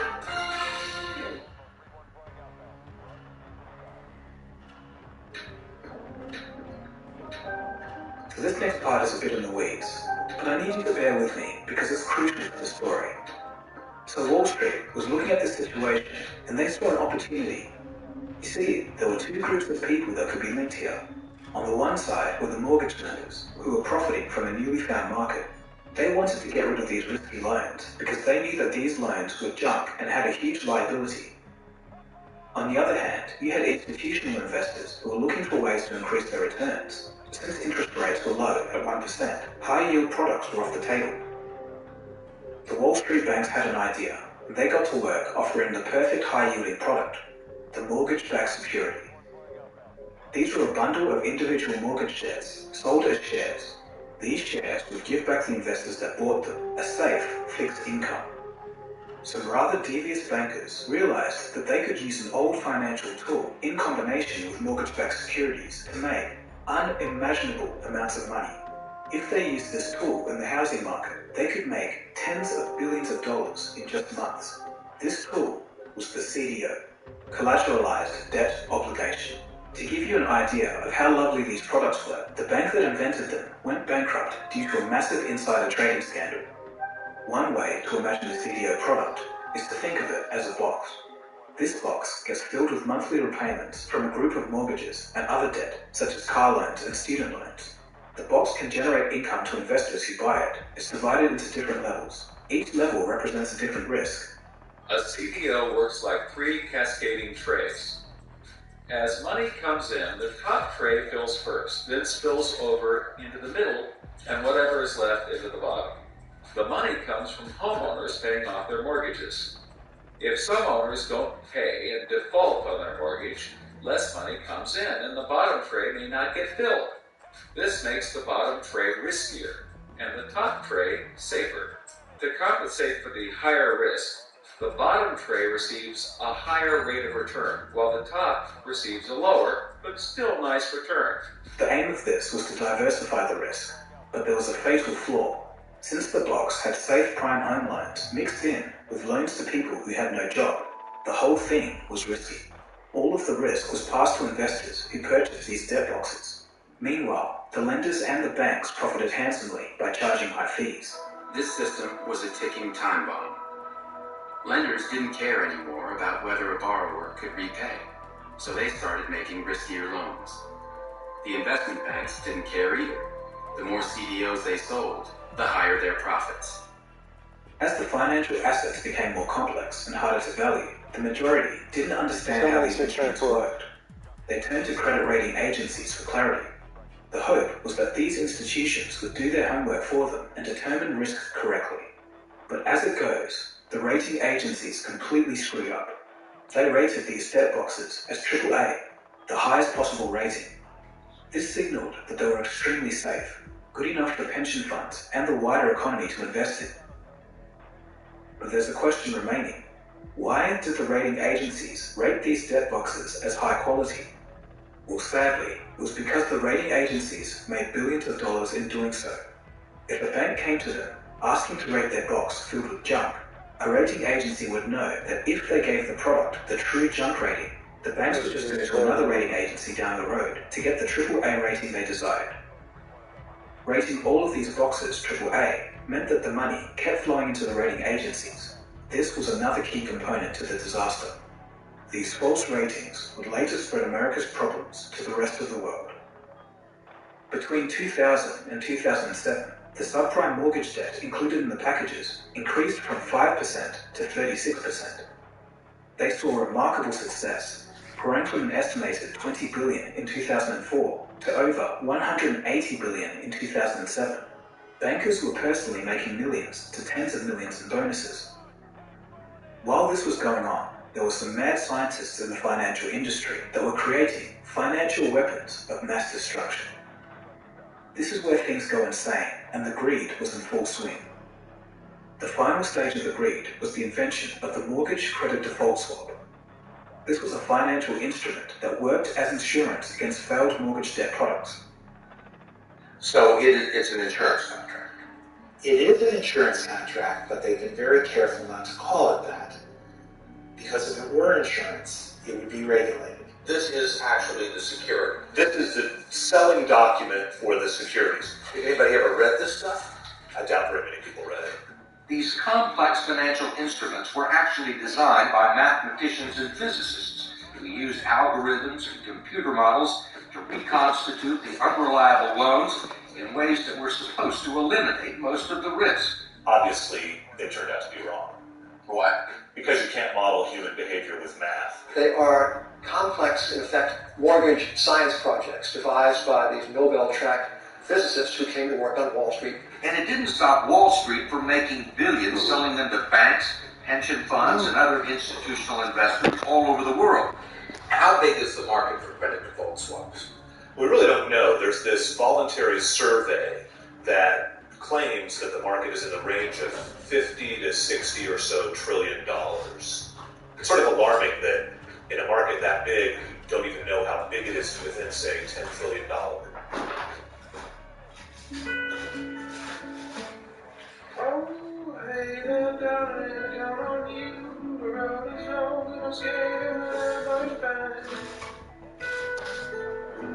Fucking psycho. You're a psycho, yeah.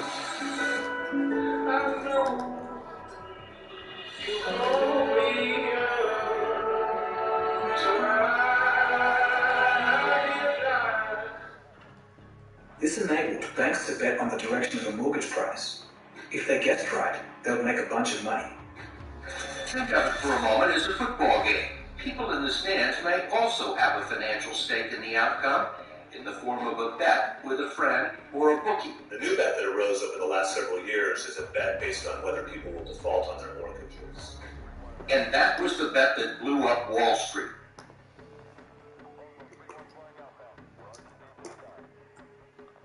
And crazier still, banks could bet on the outcome of the previous bet, and banks could bet on the bet of that bet. Because these are swaps, and technically not insurance, the banks didn't need any cash to back up their bets if they go bad. What could possibly go wrong? And it used to be illegal. It was very illegal 100 years ago because it had brought down the market in 1907. Then they said, we're not going to let this happen again. And then 100 years later, in 2000, we rolled them all back. In retrospect, giving Wall Street immunity from state gambling laws and legalizing activity that had been banned for most of the 20th century should have given lawmakers pause. If it sounds meaningless, it basically is. These products created no value in the economy, but were making banks a whole bunch of money. Insurance companies, such as AIG, saw their profits soar. Financial engineering was running rampant, and there was no one supervising any of these products. In October 2004, the Securities and Exchange Commission, or SEC, bizarrely relaxed the liquidity requirements of 5 banks: Goldman Sachs, Merrill Lynch, Lehman Brothers, Bear Stearns, and Morgan Stanley. This lit the fire. The more the banks borrowed, the higher their leverage. The SEC somehow decided to let investment banks gamble a lot more. That was nuts. I don't know why they did that. From 2004 to 2007, these investment banks each significantly increased their financial leverage. This amplified gains, but also amplified losses. As they gambled more, these banks became extremely vulnerable to financial shocks. In 2007, they reported $4.1 trillion in debt. That was about 30% of US GDP at the time. The stage was now fully set for a moment that would shake the world. During 2004, as the US economy picked up pace, the US central bank started to increase interest rates. This would set off a chain reaction event because financial institutions had offered up many adjustable rate loans based on low rates. Home buyers would enjoy these low rates for about 2 to 3 years. After this period, the rates would reset to align with the market interest rate. But when you combine rising rates with low-income subprime customers, it was a disaster. Home buyers went from paying little to no monthly interest payments to their payments suddenly snapping up to multiple times higher to meet the market. Many just couldn't pay up. But after 2, 3, or 5 years, those rates reset. They went up. And so did the monthly payment. So a mortgage of, say, $800 a month could easily jump to $1,500. By mid-2006, an increasing number of defaults caused home prices to fall. Homes were now worth less than their mortgage loans. Many homeowners stopped paying their mortgages and went into foreclosure. This is where the crisis starts gaining momentum. As more foreclosures occurred, home prices fell further, while demand kept decreasing as well. As 2007 got underway, nearly 1.3 million properties were foreclosed. There was a rumbling that something big was going on when the subprime specialist lender, New Century Financial, files for bankruptcy. Then, one subprime lender after another files for bankruptcy. By the end of 2007, 2.3 million homes had been foreclosed, and the subprime mortgage crisis was officially underway. The high default rates by the homeowners led to a rapid devaluation of the financially engineered products from before. Investors were now aware of the risks, and they were now trying to sell these toxic debt boxes at all costs. In March of 2007, Federal Reserve Chairman Ben Bernanke tries to calm the markets. He states, the subprime loan issue is contained. He couldn't have been more wrong. Ironically, in October 2022, Ben Bernanke would win the Nobel Prize for Economics. You're about to see why this is so ironic. In August of 2007, a bombshell announcement rattles the market. France's BNP Paribas announces that there is no liquidity in the global market for mortgage-backed securities. In other words, nobody wants to buy the debt boxes anymore. They're essentially worthless. Other European banks follow with similar announcements. The real picture was becoming clear. The mortgage-backed securities that were supposed to be AAA and safe are in reality worthless. And even worse, they had spread through the global financial system undetected like a cancer.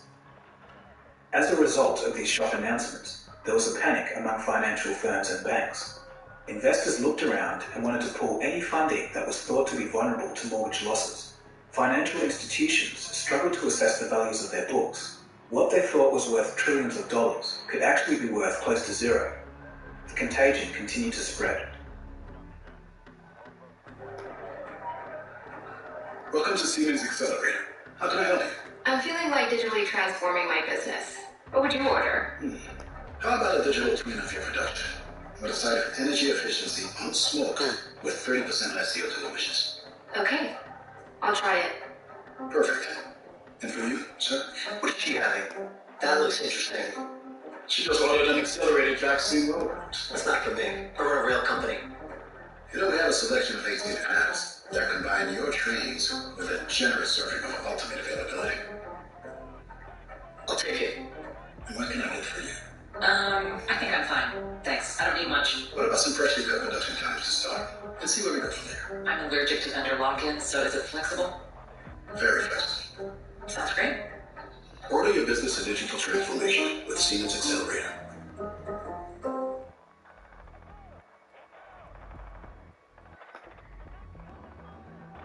September 2007.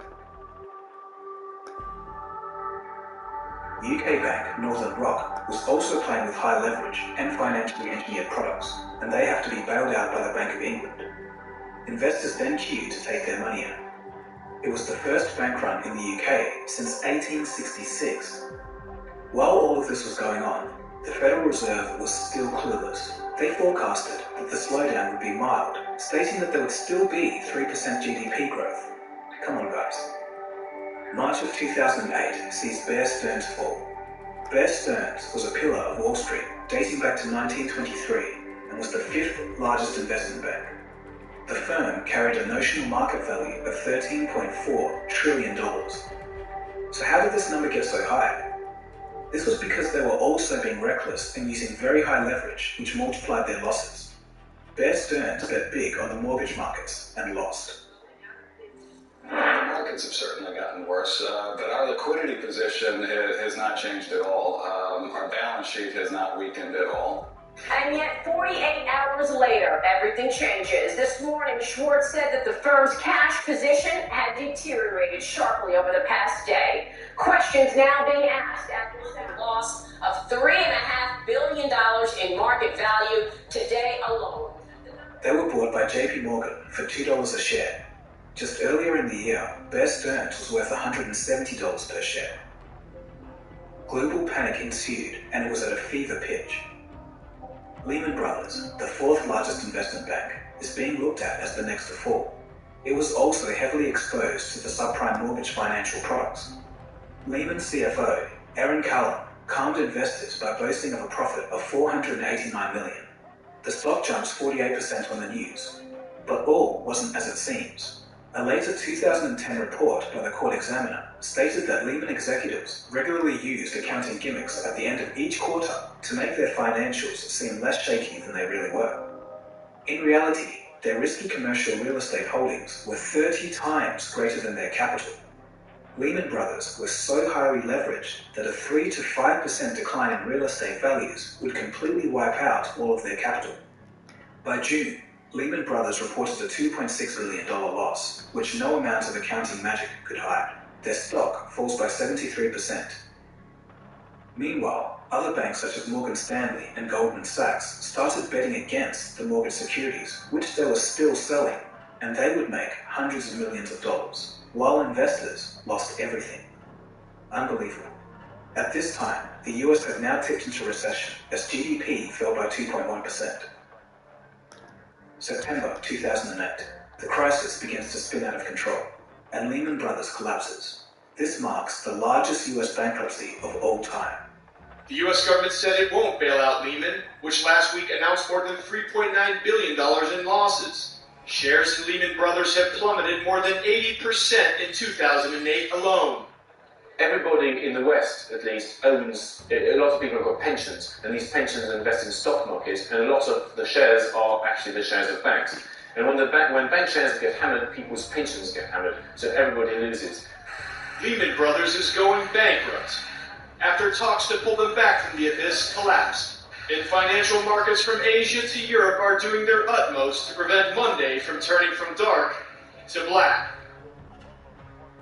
The GMC AT4 lineup, premium and capable. Or get 3.9% APR financing for 72 months and no monthly payments until 2023 on select Sierra Light Duty models. See your Bay Area Buick GMC dealer.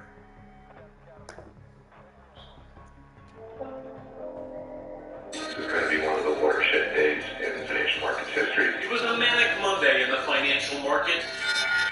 The Dow tumbled more than 500 points after two pillars of the street tumbled over the weekend. Lehman Brothers, a 158-year-old firm, filed for bankruptcy. I don't think anyone really expected a bank as big as Lehman to be in a position that it's in now. Brought down by bad mortgage investments, Lehman, which has 25,000 employees, will be liquidated. I'm starting to find another job. Meanwhile, Merrill Lynch, fearing it could be next, agreed in an act of desperation to a shotgun marriage with Bank of America. So in just 6 months, 3 of the 5 biggest independent firms on Wall Street have now disappeared. Bear Stearns, which collapsed last spring, Lehman Brothers, and Merrill Lynch. Treasury Secretary. The banks were all scared, and they stopped lending to each other, and the financial system froze. Companies couldn't order parts, pay for staff, and businesses ground to a halt. And if nothing was done, planes would have to stop flying. We came as close as we have ever come in history to a total cardiac arrest, not just of the American economy, but the entire world economy. Meaning everybody's afraid to lend to everybody else. Credit simply freezes, and an economy, a modern economy, can't function that way. A modern economy can't function without credit for more than even a couple of hours, frankly seconds. GE, the pillar of American manufacturing, was having a hard time getting short-term credit. So was Harvard University. Wage bills were not being paid. Knowing that something had to be done, the infamous bailout started. On September 16, 2008, the US Federal Reserve stepped in to buy AIG, the largest insurer in the US. While Lehman was just another bank, AIG presented a systemic risk to the entire financial system, or so they told us. It was an $85 billion loan, and this was the origin of the famous too big to fail argument. We're in an urgent situation, and the consequences will grow worse each day if we do not act. The US government gave the banks $700 billion to purchase toxic assets and bank shares to stop them from falling any lower. It did work, but the biggest banks just ended up being even larger after buying up all the other failing banks. The use of hundreds of billions of dollars of taxpayers' money to bail out these banks sparked complete outrage. It was the beginning of mass distrust in institutions and governments. The immediate result was the Occupy Wall Street movement and the invention of Bitcoin. Bailing out the banks was an unpopular move. But the other option wasn't fun either. The crash of 1929 and the subsequent Great Depression lasted for almost a decade. There's arguments to be made on both sides. As for now, the crisis was still in full swing. The Federal Reserve also cut interest rates in the hope of restoring the market. In total, during the fourth quarter of 2008, the Central Bank of the United States purchased $2.5 trillion of government debt and junk private assets from the banks. Up until that point, this was the largest monetary policy action in the history of the world. By 2009, the stock market has fallen 50% from its 2007 highs. Pension funds were completely wiped out.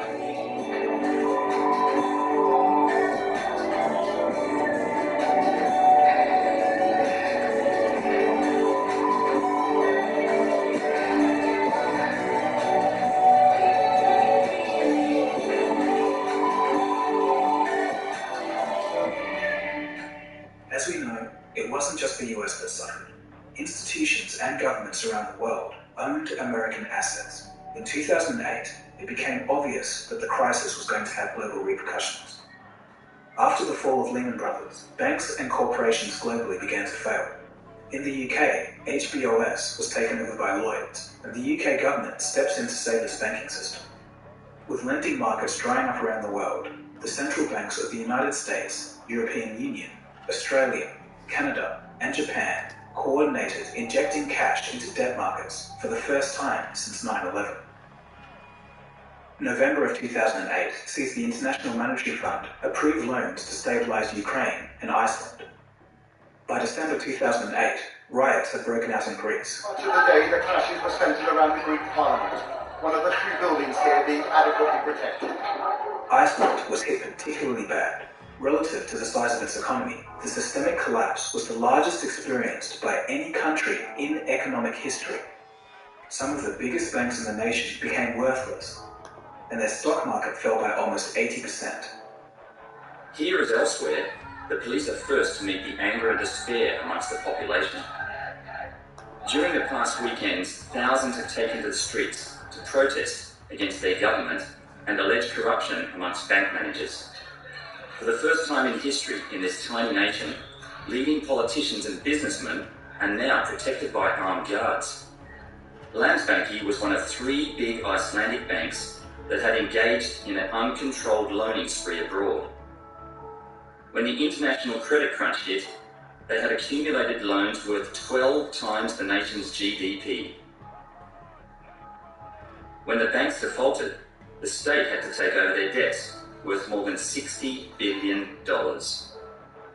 Unlike many countries, the people of Iceland actually chased out their bankers and jailed them.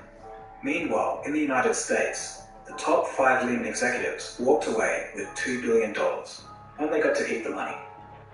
The rest of Europe was still hit hard, the result of which was the European debt crisis, a multi-year economic crisis that took place from 2009 until the end of the 2010s. Some member states, namely Portugal, Greece, Spain, and Ireland, were unable to repay or refinance their government debt. Until today, countries like Greece are still struggling to overcome their financial issues. On April 10, 2009, Time magazine declared, quote, "More quickly than it began, the banking crisis is over." But was it really? Problems still persisted. Wages and incomes continued to languish. The real economy was limping. People would be out of work for a few years to come, and by 2010, unemployment around the world had risen, hitting almost 10% in the United States and Europe. 6 million Americans lost their jobs, and 8 million lost their home. Oscar Munoz used to sell real estate. Now his company clears out foreclosed homes. I wonder, do you ever come to houses where the people are still here? Absolutely. That's really a sad situation. I'd rather not meet the people. Why not? It's not easy to come in and move a family out. It's just our job to do it for the bank. It's just the nature of what's going on in the market right now.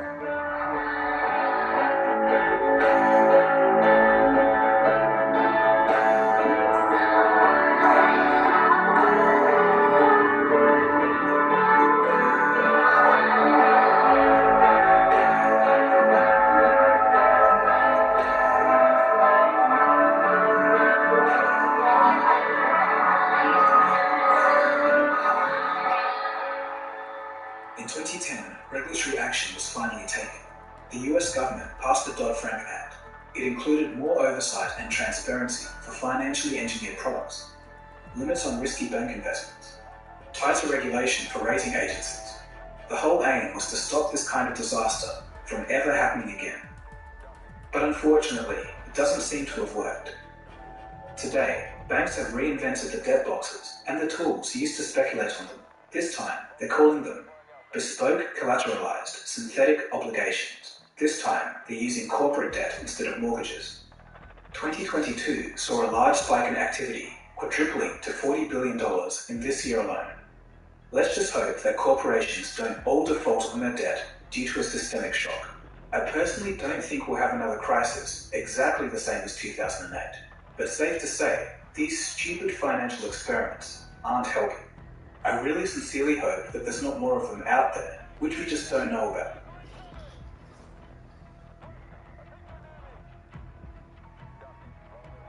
So what happened next?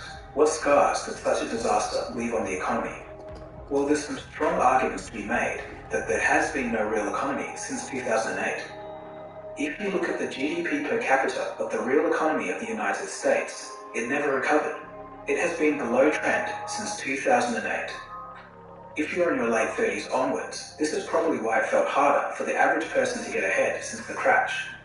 In the United States alone, it's projected that an adult that lived through the crash has lost about $70,000 in lifetime earnings. Younger people were less affected, but less employment opportunities still set them back. For the first time, a whole generation will be poorer than their parents. It's not uncommon for younger people to live paycheck to paycheck, funding their lives with buy now, pay later debt. Subsequently, the fertility rates around the world have decreased significantly after 2008. There may be other explanations for the phenomenon, but the charts are clear. A financial disaster would certainly impact the way families would plan for their future. After the 2008 crisis, central banks gained more power. They set interest rates low for so long that the stock market and eventually the whole financial system adjusted and settled around this state. Low interest rates meant cheap money. People, companies, and governments borrowed money with virtually no interest. Investments turned risky and excessive debt distorted many markets. By the mid-2010s, these conditions had become the scaffolding for the whole financial system. Growth became dependent on central banks keeping these conditions the same. Wealth inequality exploded as those closest to the financial industry got extremely rich, while the rest of the general populace stayed the same. By the late 2010s, many economic commentators were referring to this as the everything bubble. First it was stocks, then it was housing, then it's the debt market now, which controls everything. This next point is key to really understanding the depth of the real economy. Economic productivity. This is the measure of how much stuff you get out from the resources that you put in. Since 2008, it's been severely injured. Due to zero interest rates for so long after 2008, the investment that would have gone to productive areas of the economy catapulted into riskier sectors. The real economy just didn't get the capital it needed to innovate and develop and do things more efficiently. Low economic productivity affects real wage growth, living standards, and quality of life. Even former Federal Reserve Chair Janet Yellen called it the, quote, most important factor determining continued advancements in living standards. This is why, when our leaders told us that the economy was booming in the 2010s, it really didn't feel like that to many people. Productivity was gone. It's a missing piece of the 21st century economic story that's often left out. Then we come to 2020, and the pandemic saw central banks respond much quicker with a loss of force, printing trillions of dollars as the economy was flying to a halt. There's no denying that this mitigated the pain. But was this an overreaction? Many think so. Economic professor Jeremy Siegel called it a monumental mistake. Regardless, the stock market loved it and vaulted to all-time highs. Then, investments into risky assets like NFTs shot up. Eventually, there was too much money in the system and not enough goods, and the prices of everything started to rise. Aside from the fallout of COVID and the war in Ukraine, a component of inflation today comes from the actions of central banks. In the latest stage of this roller coaster, central banks have panicked at the large inflation and have started raising rates. This was to slow down the economy and reduce demand, and this is supposed to bring down inflation. But as stated, low rates and easy money had become the scaffolding of the financial system. Raising interest rates reverses these conditions that the financial system was used to. This is why, as soon as interest rates start rising, everything seems to be falling apart. Stock markets are crashing, and companies are laying off staff.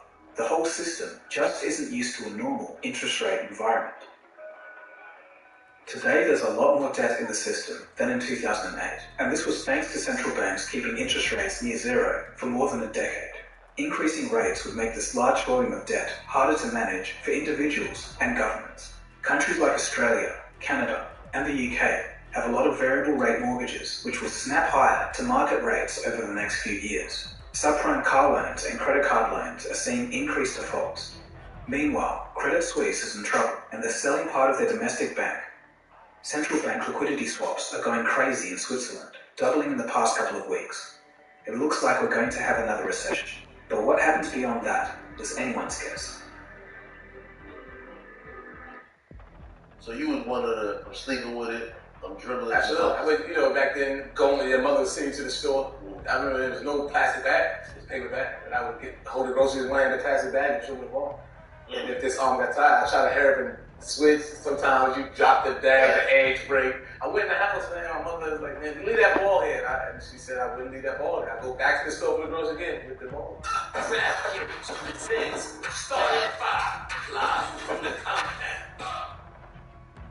After almost 15 years, the 2008 recession has taught us several lessons. It was the loose lending standards and low central bank interest rates that started the problem. Financial engineering spread it to the world.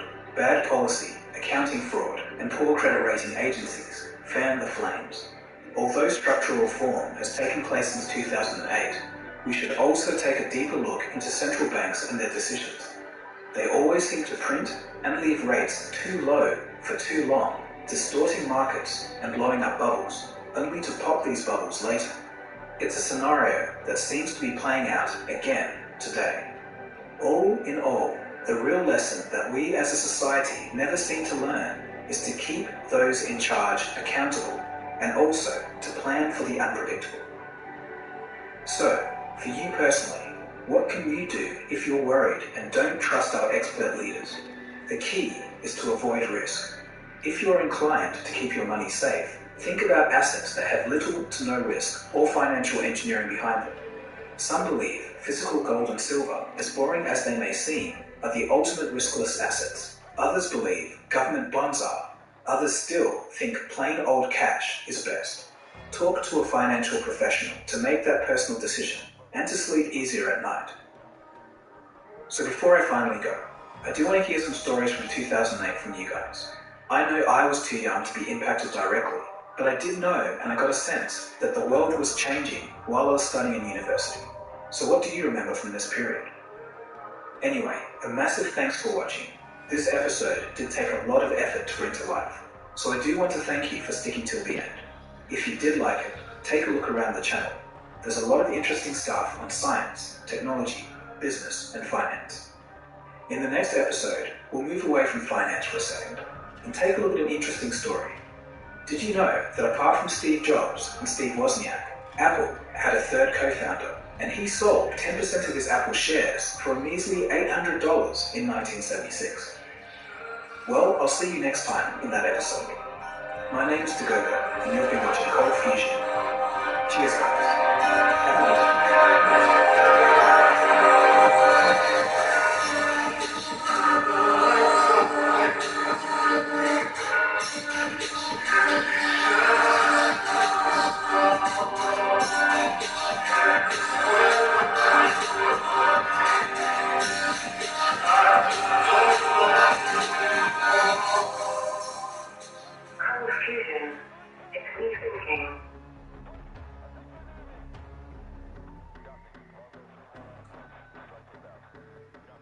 How the economic machine works in 30 minutes.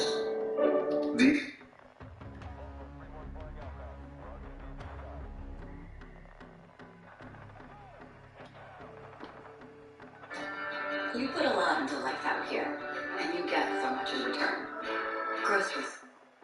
Kitco News special coverage of the AIBC Summit is brought to you by Coin Payments. Crypto payments made easy. We're here now with a celebrity in the crypto space, Da Vinci Jeremy. He's an early adopter of Bitcoin very early. He's got diamond hands, and we're talking about exactly what that means.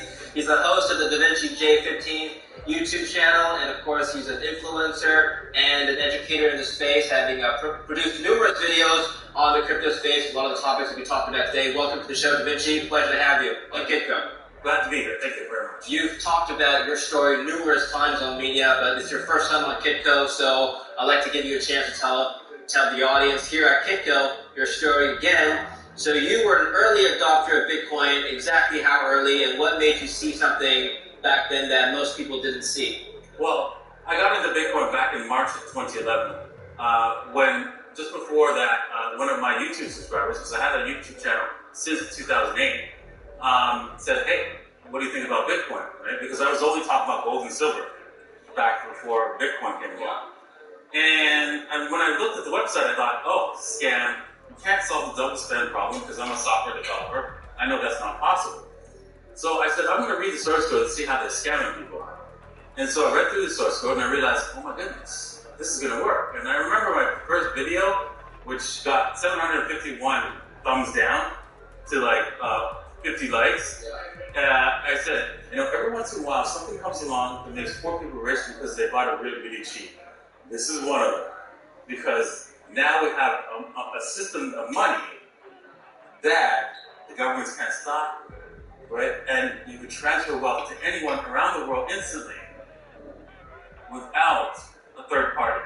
This is mind-blowing technology. And I thought people would get it. I thought they would understand that we need a monetary system where there isn't a third party. People just didn't understand that. And they hated it. And every time I talked about it, from that point on, my views, the like to dislike ratios, the dislikes were very high. Back in 2011, yeah, all right. Yeah, they only wanted me to talk about gold and silver, not Bitcoin.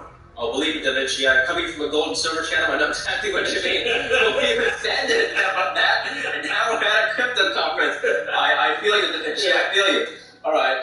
Moving on from the gold and silver realm, you must have seen some similarities between gold and Bitcoin, or were they completely different assets in your view? Yes, I saw similarities because we use gold, right? Because it's limited, it's in supply, and it's identifiable. It's difficult to counterfeit, and it's fungible. So we know that it's this gold coin is the same as this value of this gold coin. So Bitcoin has that same ability, but it has one extra feature that gold does not have. You could actually transfer it to anyone around the world instantly. Also, it has an additional feature now that most people don't realize, is that unlike But unlike any other monetary system we've had, you don't have to be a person in order to own Bitcoin, in order to own money as Bitcoin.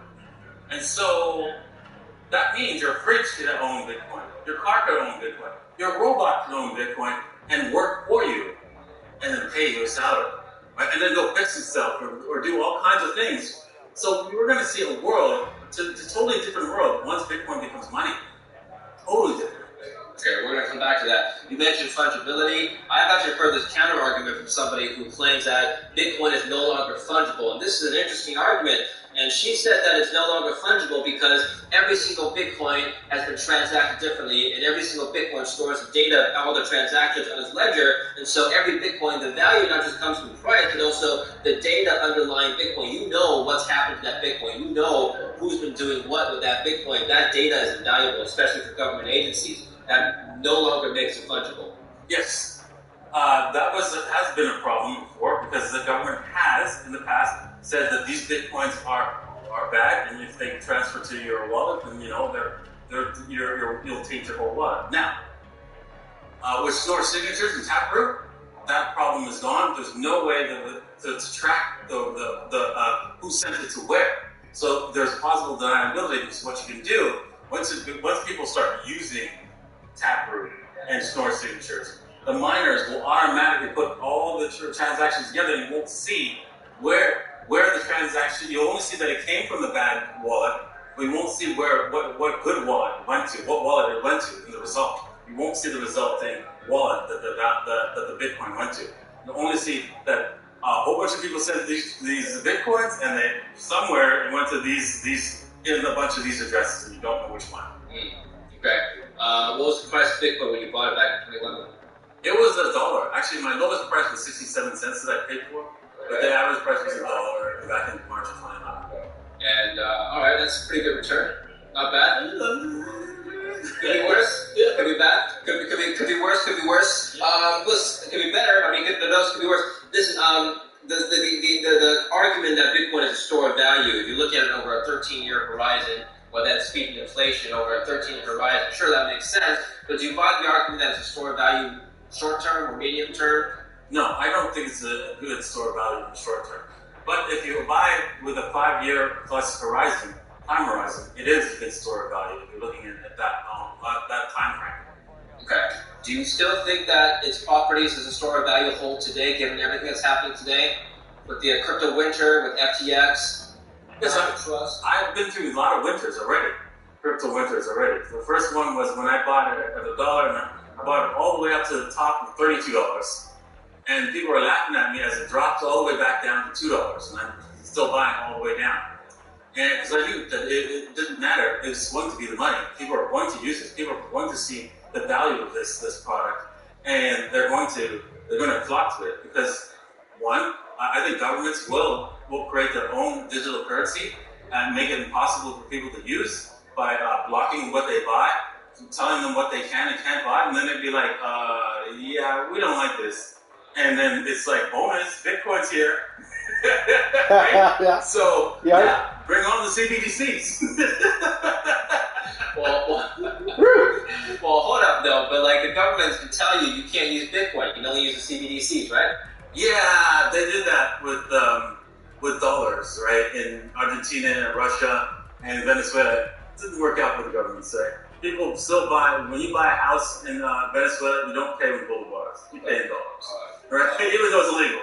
Yeah. So it doesn't work. I want to come back to Bitcoin as a form of payment. That's what everyone's thinking about. Am I going to be paying with stuff with Bitcoin? But first, you've survived many crypto winters. You've held through all of them. In every single crypto winter in the past, Bitcoin has recovered and then some and made new all-time highs. What about this time? Yeah, well, this time's the same. I mean, we're in a major crypto winter because I believe the central banks and the governments put together regulations to make sure that this would happen. One with the commodities exchange. Commodities exchange is the only Bitcoin is the only commodity on the commodities exchange where you can't get delivery. Yet it's the easiest commodity to deliver on. Well, so if you bought a contract of oil on the commodities exchange and you didn't, you waited until it expired, there'd be a bunch of oil coming to your house. Okay? If you went and bought some corn contract and you waited for it to expire and it expired, there'd be corn coming to your house. I hope you got someplace to store it. But if the Bitcoin contract expires, all you get is cash. Okay? That's one way they manipulate the price. The other way is with the ETF. The ETF is backed up with the commodities contracts. Right? Once they opened up that ETF, that's when the price started dropping because people could buy what they felt was Bitcoin as an ETF, but that's not Bitcoin. It has no value. It's all it is connected to the price. You only have price exposure with the ETF to when you buy the Bitcoin ETF. So the price exposure. You don't get any. You're not participating in the price rise. You're not adding. You're not taking away Bitcoin out of the market. Yeah. So that's one of the two ways, but there's more that they actually manipulate the price down. Okay, who's manipulating the price down? Well, they don't manipulate it directly. They just have the rules set up so that, you guys will do it. So that's what they do, right? So they the government's wanting this? Yeah, because they created, like for example, I just, the first example was it's private. Why would you not have a commodity? You call Bitcoin a commodity, why would you just provide delivery? That's manipulating the price. Right? It's true. The CFTC has labeled digital assets as a commodity. Yeah. Yes. So why can't you deliver on it? Right? What is the easiest product to deliver on? It's hard to deliver everything else. Maybe there's new regulations that need to be formed around that. So there you go. Right? So that's a scam. That's a big scam. Every other commodity can be delivered, not Bitcoin? Okay, buddy, whatever. So another thing they do, right, is they allow for people to borrow against their Bitcoins and lend their Bitcoins. Those two on their own, you should seem like, what? Well, how do they manipulate the price with that? Well, they're quite simple, right? They don't have to do the manipulation themselves. They let the free market do that. So if you borrow somebody's Bitcoin, because people lend their Bitcoin and gain like 6 to 8% interest on their Bitcoin, which is dumb. You should never do that, but that's another topic. But what is somebody going to do when they borrow that Bitcoin? Are they going to create a business? Are they going to create a business and earn more Bitcoin to give you the percentage? No. Yeah. They're going to sell the Bitcoin. All right, so when they sell the Bitcoin, they have a problem. They got to be able to buy it back. And if they're selling a lot of Bitcoin into the market in order to bring down the price, where can they buy it back? Well, simple. There's people who are lending against, borrowing against their Bitcoin, and they have a liquidation price. You just need to find out what their liquidation price and push the price down to that liquidation price, and now you have the liquidity to buy back the Bitcoin to return. There's this other argument that Bitcoin is deflationary because people keep losing their keys. That's true. I think that was half a joke. But Da Vinci, you looked at the source code of Bitcoin in 2011. What made you believe in it after looking at the code? Well, what made me believe in it is that I once tried to build the same thing, and I failed at making it. And when I saw that this guy solved this double spend problem, where how do I know that if I give you a digital asset, I didn't give it to your camera guy right there, right? You need to be able to make sure of that. And once I give you the digital asset, I can't give it to somebody else. That's what was solved. The main thing that was solved was by Satoshi Nakamoto. And so once I saw that, I knew that it was going to work. I knew that it was going to be our future of money. And so I was so happy to be early on the game. In fact, I was actually angry that I didn't get it sooner when it was free.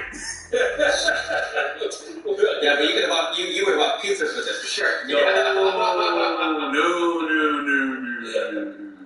That brings me to my next question. Would you buy stuff with Bitcoin? Yes, I still do. I buy stuff with Bitcoin now. I mean, you know what? With the store of value long term. Why waste it on buying stuff? One of the things that the Keynesians like to say about deflationary currencies, of course, is that people will just hoard it. They'll just store it forever, and they'll never use it. I say BS to that because here's why. Everybody wants stuff, right? You want a better life. You want things, not some digits on a screen. Digits on a screen does give you a good life. It's the stuff that people create that does, right? A house, a car, right? Watches, whatever makes you happy. That's the real things you want to own, not some digits on a screen. I mean, if the digits on the screen make you feel rich, why not? Well, feeling rich and living rich are two different things. Okay. You can feel rich even without anybody. So that leads to the ultimate question of why own Bitcoin. Is it ultimately to buy more physical things with, or is it ultimately to... In money, and everything that you do for money, the ultimate goal is always to buy something, what you can buy with it. You're not holding it because you want these digits. You want it because what it can buy. What it can buy, like for example, I want this money, a whole bunch of money so I can buy my medical freedom, or if I get sick, I'm going to be taken care of. Well, that's what something you can buy. It's all about what it can buy. It's not about the digits, how many digits you got. It's what it can buy, and that's all it is. What are you going to buy with your Bitcoin, Jeremy? Well, I am going to try to purchase the undoing of our current banking system, to make sure that our banking system, the way it's formed today, that people understand that it's complete slavery, right? And that it will never come back to humanity. Like, for example, no politician's going to come up to you and say, hey, I have an idea. Let's go to war with this country, take out the people and make them slaves, and have them work for us. That's never going to happen, right? So I want central banking to be like that, where it's like, duh, that's never going to happen again, because central banking is the worst kind of slavery that has affected all of mankind. Because if I could print money and you have to work for it, that makes you a slave. You're saying central banks, in your words, central banks have presented the worst kind of slavery known to mankind. Are you saying that they provided no good or no utility to society whatsoever? Can't say that. You absolutely can't say that. You can say that, okay, well, you can borrow money, print money, right, by borrowing it, and then build stuff, right, with it, right? But unfortunately, when men have the ability to print money, they don't always do good with it, right? And when you have a lot of people who can print money, the people at the top are always the worst of the worst, because because the ability of printing money is evil, because it's evil to everybody else, because it sucks away the wealth from everybody else. And so if you have an opportunity, only criminals want to be able to do that, really. They want to be able to steal wealth from everybody. Well, the best way to do that is to become a bank. Let me ask this. I was having this debate with a colleague the other day. Suppose energy were free. Suppose food were provided by the government.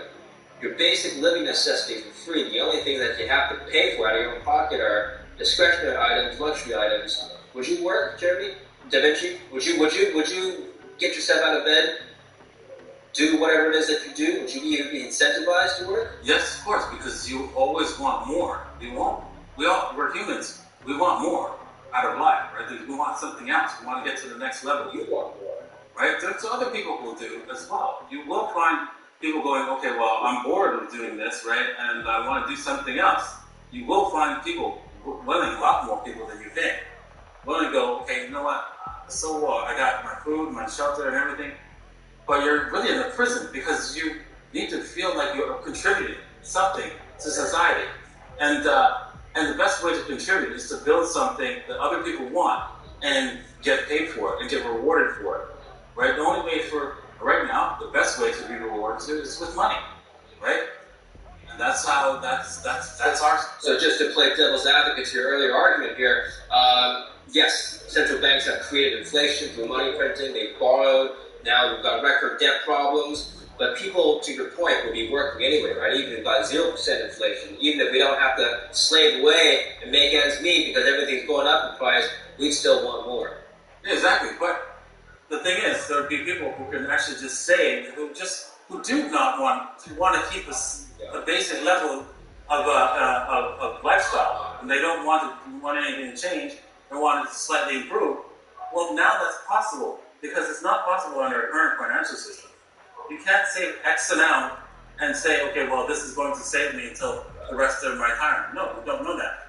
Because the inflation could go way out of control and wipe you out. So we need a monetary system that allows you to save X amount, whether it be 10, whatever the digit number is, fixed digit number, and you know that you'll be able to survive on that.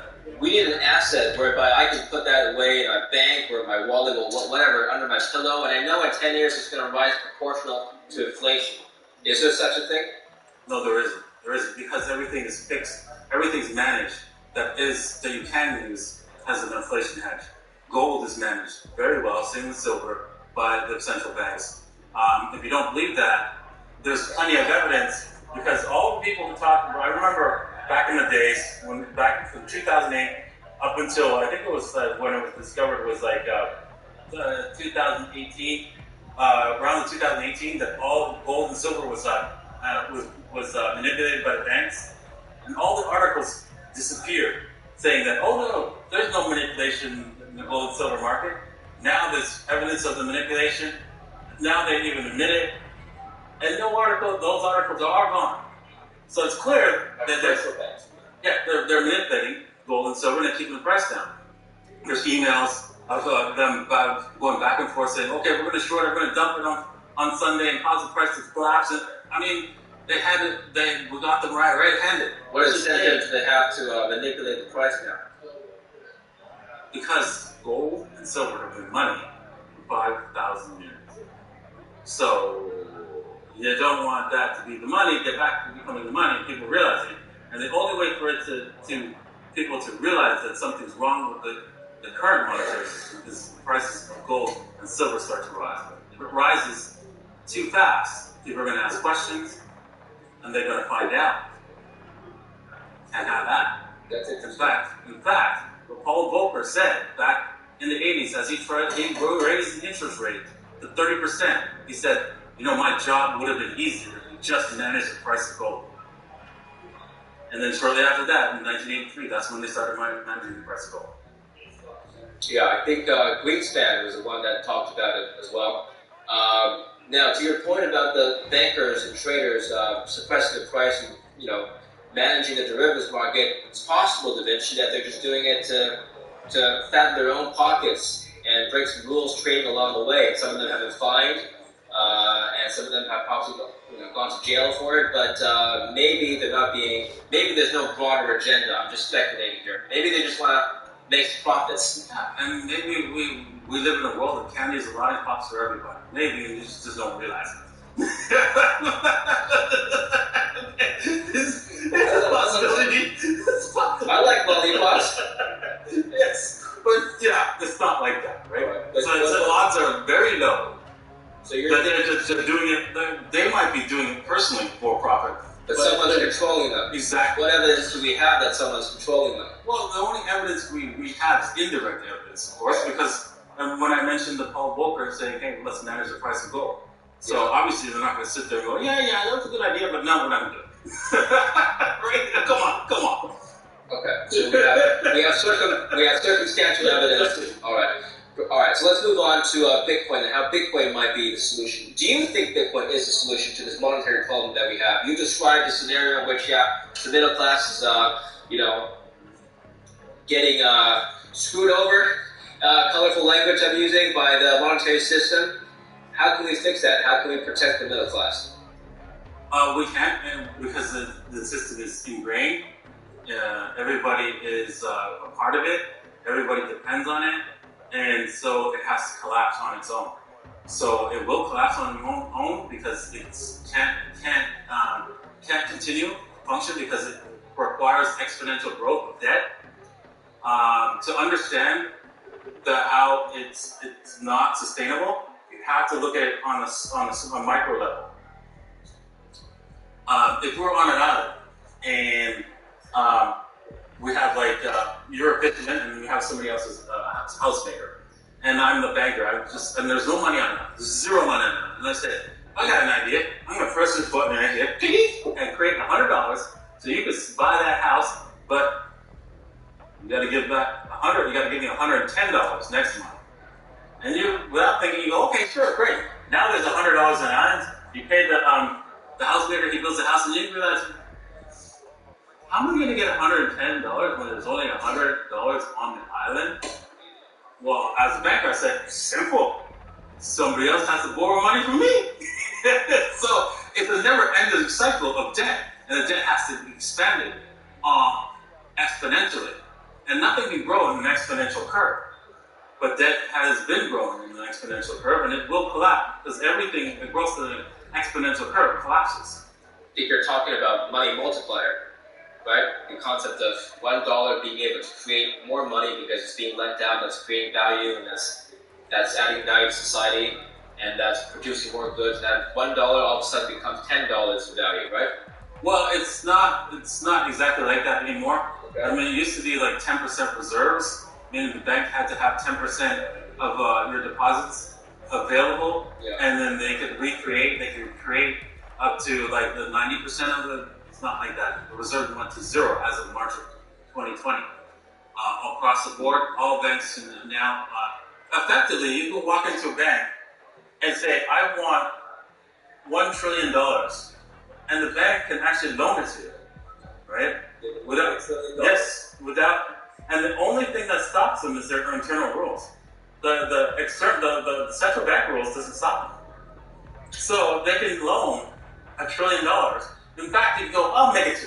And they can do that. So they just haven't figured that out yet. Because they're still stuck in the past with their current rule, the past rules of, hey, there's a 10% reserves. They're only starting to slowly see, wait a second here. We could go lend as much as we want. So effectively, if you're a person who borrows money from you, right? You know the saying. If you owe the bank $1 million and can't pay, you've got a problem. If you owe the bank $1 billion and can't pay, the bank's got a problem. What are they gonna do? They're gonna loan you some more money. Yeah. And they can now because they have no reserve requirements. Yeah. Well, how much Bitcoin gonna appreciate in the next bull cycle? You think? Well, I really think that we'll finally see the 100K. Right? Finally, that everybody been elusive 100K. We're gonna see that eventually. Yes, we will see that eventually. I think we'll do at least 10x from the bottom, wherever the bottom is from Bitcoin. Well, if it's gonna go 10x, you're saying the bottom's gonna be 10K, they're gonna go 100K? Yeah, I think we'll probably see 12K, and so we might do 120 or something like that. All right, cool. And when do you think the winter's gonna be over for cryptos?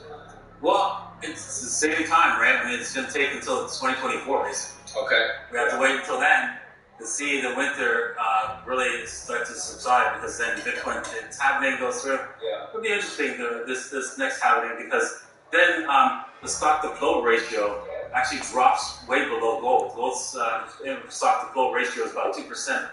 So we're always adding 2% more gold to the total stock of gold that we have. Yeah. While Bitcoin will drop to less than 2%, approximately 1.6% of the total supply will be created on an annual basis from that point on. So, get interesting. All right, and you, I'm going to close on FTX. You talked about this in your own Instagram. Is Solana dead? Is one of the chapters that you were, one of the titles that you published? What do you think? I don't think Solana's dead. I think that there will be a lot of, the prices will get crushed a bit, and we'll see it like flatline for a long time, but then it will come back. I had this discussion the other day. Is the identity of Solana too much intertwined with FTX? And if so, maybe now's a good time to buy. Maybe it's undervalued. Yes, it is a little bit intertwined with FTX, but that will go away eventually. Yeah. Yes, I make fun of Solana, calling it sometimes online or SOL point. We know what SOL stands for. And it does have a lot of projects using it, so it will be back. I don't know if it's going to be stronger than ever, but yeah, it's not going to go away. All right. Well, what's going to happen to FTX now? People going to go to jail or not? Well, you can tell that the news is portraying SBF as a hero, or he just made a mistake and it's CZ's fault that he did this, and there's nothing wrong with FTX if CZ hadn't said anything. And so you can see that they're setting it up so that he's not going to jail. So it's unfortunate, right? He did commit a crime, but when you commit such a big crime, it's really hard to go to jail. When you commit such a big crime, it's really hard to go to jail. Yes. That's very profound. So if I go to the store and rob the bakery, I go to jail. Yes. I rob people of billions of dollars, I don't go to jail. Exactly. The odds of you going to jail are less. Okay. Is that how society works now? Yes. Okay. I'm not saying he has to or doesn't have to, but we're just speculating as to what's going to happen next. You think people are going to get their money back? No. No chance? No chance. No chance. It's lost forever on it. Yeah, you're done. Okay. Alright, Davinci, pleasure speaking with you. It's a pleasure of mine. Yeah. Thanks for coming on the show, and thank you for watching TikTok News. Stay tuned and subscribe to our channel. That was really good. That is genius. So in about 6 months, this should be approaching that 9,000-ish level or so. And this trend line would basically be a retrace to the long-term trend line of Bitcoin going back to really before the 2017 cycle. So this gives us another technical reason why you could easily see a sharp, pullback in Bitcoin down to that level to form that bottom. The largest cryptocurrency remains virtually unchanged since 7 days ago. It's down 0.3% from a week ago and currently trades at $16,592. Earlier in the week, it fell to $15,649, its lowest point in the previous 2 years. The second largest cryptocurrency fared about the same. It rose by 0.6% in the past week, currently trading at $1,219 at the start of the weekend, and has inched up 2.5% in the past 24 hours. Last Monday, it slipped 7% as the attacker who drained FTX wallets dumped a significant portion of stolen Ethereum for Bitcoin. Both market leaders recovered a little on Wednesday when the Federal Reserve released minutes from its November meeting. The good news is that the U.S. Central Bank reportedly plans on making smaller interest rate hikes going forward. We will now take you to the remaining part of Gareth Soloway's interview, but before we do, please take a moment to like this video, subscribe to the channel, and don't forget to drop your comments in the comment section below. Thanks and enjoy the video. As you can see that this was the start of your FTX collapse. We kind of chopped here, we started to break down. You held this low, which short term is a positive, and we bounced up. The one little, and this is very short-term analysis right now, we'll get into the longer term. What you can see is you're basically just back to this kind of down-sloping trend line. So this is your short-term resistance. Now, if we get rid of that line and we go to a larger time frame, what I've been saying is, all right, so 5 to 6 months out, bottom on Bitcoin, and then ultimately 45% lower. Well, where does that put us? Well, let's take a look here and see if there's other technical factors that match for that level. And what you can see is if you go back to 2017 before the run-up, the bull market run in late 2017, and you put a trend line here, then connect it through the bear market lows of 2018 and 19, the trend line perfectly matches the COVID lows. And look at where we are. We're basically getting back to about 8,000. So in about 6 months, this should be approaching that 9,000-ish level or so. And this trend line would basically be a retrace to the long-term trend line of Bitcoin going back to really before the 2017 cycle. So this gives us another technical reason why you could easily see a sharp, pullback in Bitcoin down to that level to form that bottom. There's another one little thing here on the charts. Where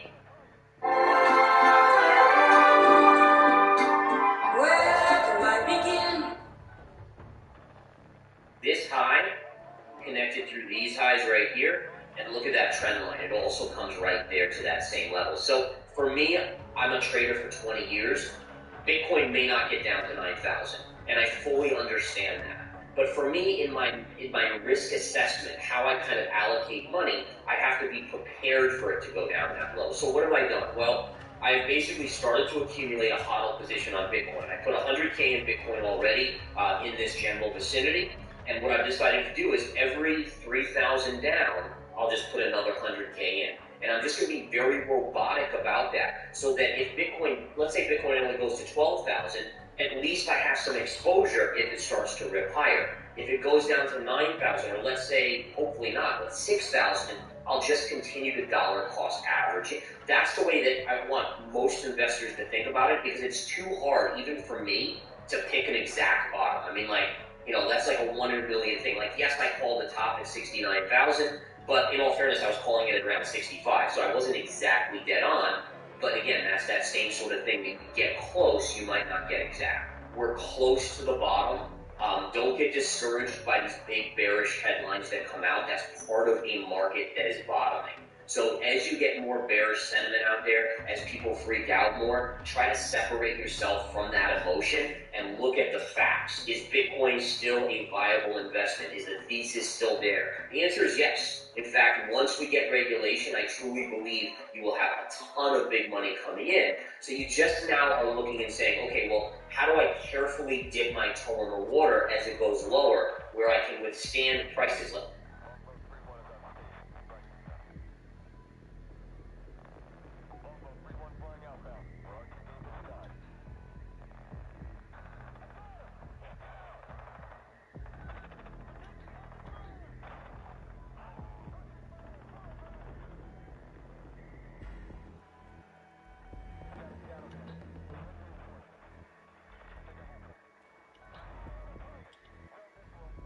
for the Bitcoin price. And yes, guys, you read the title right. Bitcoin, I am buying everything right now. Well, if you are saying, Chris, you're crazy, Bitcoin is going down to 10,000, 8,000, whatever thousand US dollars. Hear me out. Look this video today. I will actually leave the charts on the side, the short-term price speculation on the side, and I want to show you something meaningful. Something which everyone, if you are holding any piece of Bitcoin or crypto, has to see right now. If you are already looking forward to that, go down below and please, every single one of you,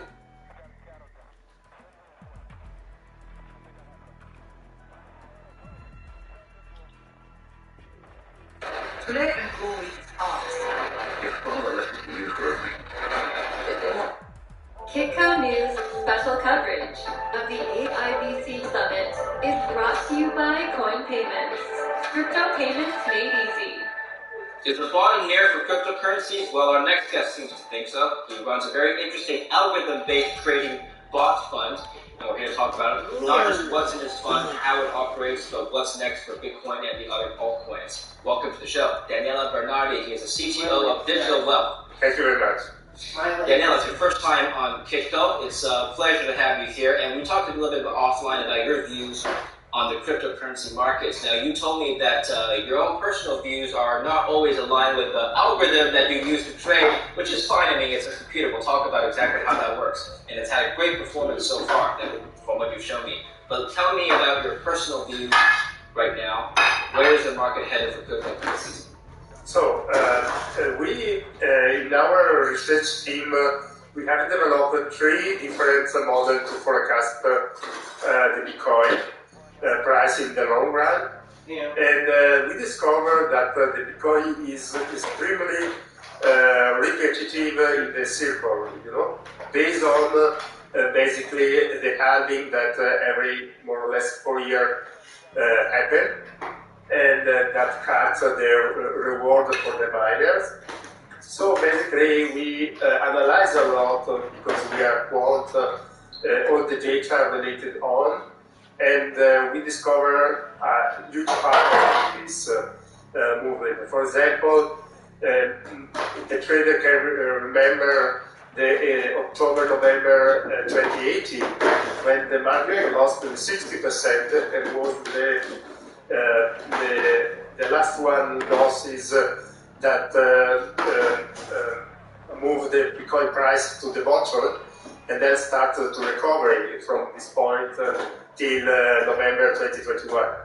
So, according to our research, nowadays our bear market that we are living now is the 20-25 days longer than the previous 2 that we had.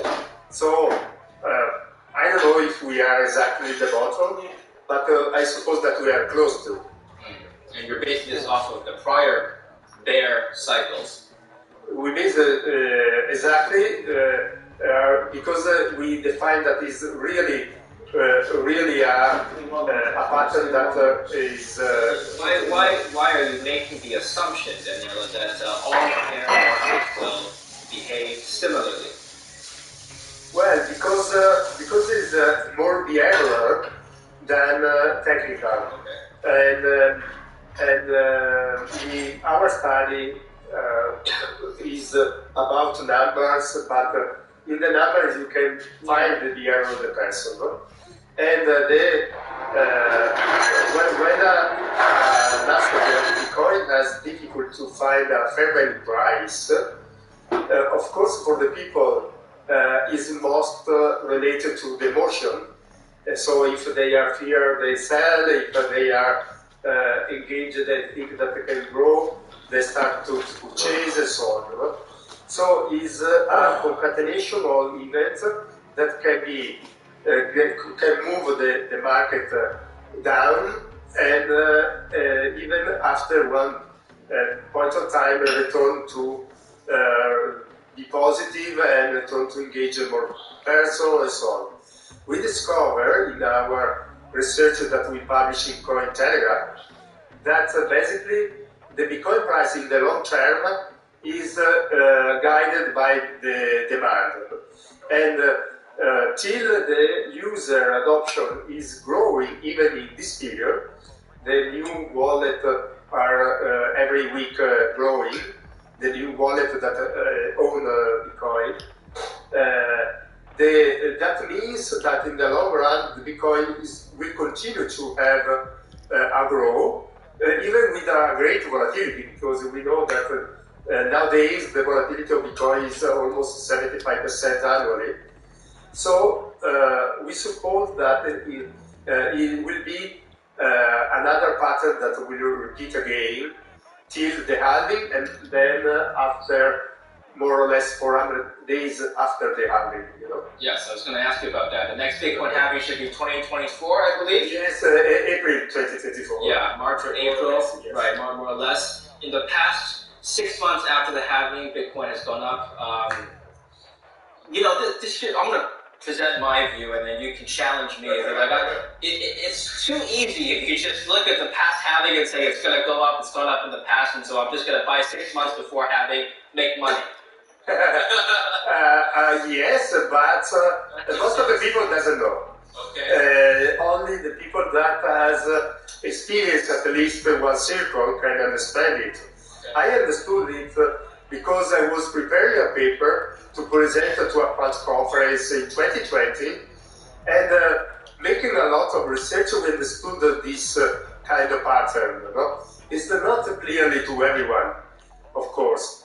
Of course, can be changed, but is mathematic. If you cut the halving to the 50%, you increase the scarcity of the new Bitcoin every day in the market.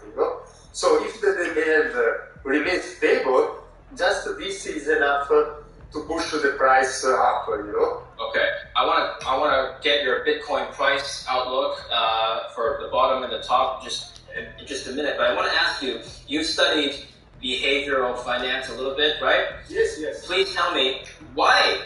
This might be a very basic question for you, but why do cycles repeat? Why do patterns repeat?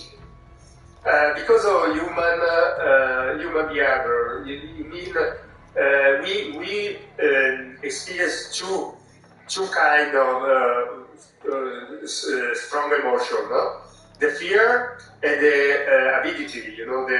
When you want more and more, you purchase. You say you don't look at the price, And when you are fear, you sell at any price, So of course there is market resistance, and I was surprised honestly by the resistance of the market when happened the FTX problem 2 weeks ago, because I was supposing that the price can drop more than what have done, and so of course there is behavior of the retail person, that the trader that was scared or go to leverage and was cutting off by the market for the margin call.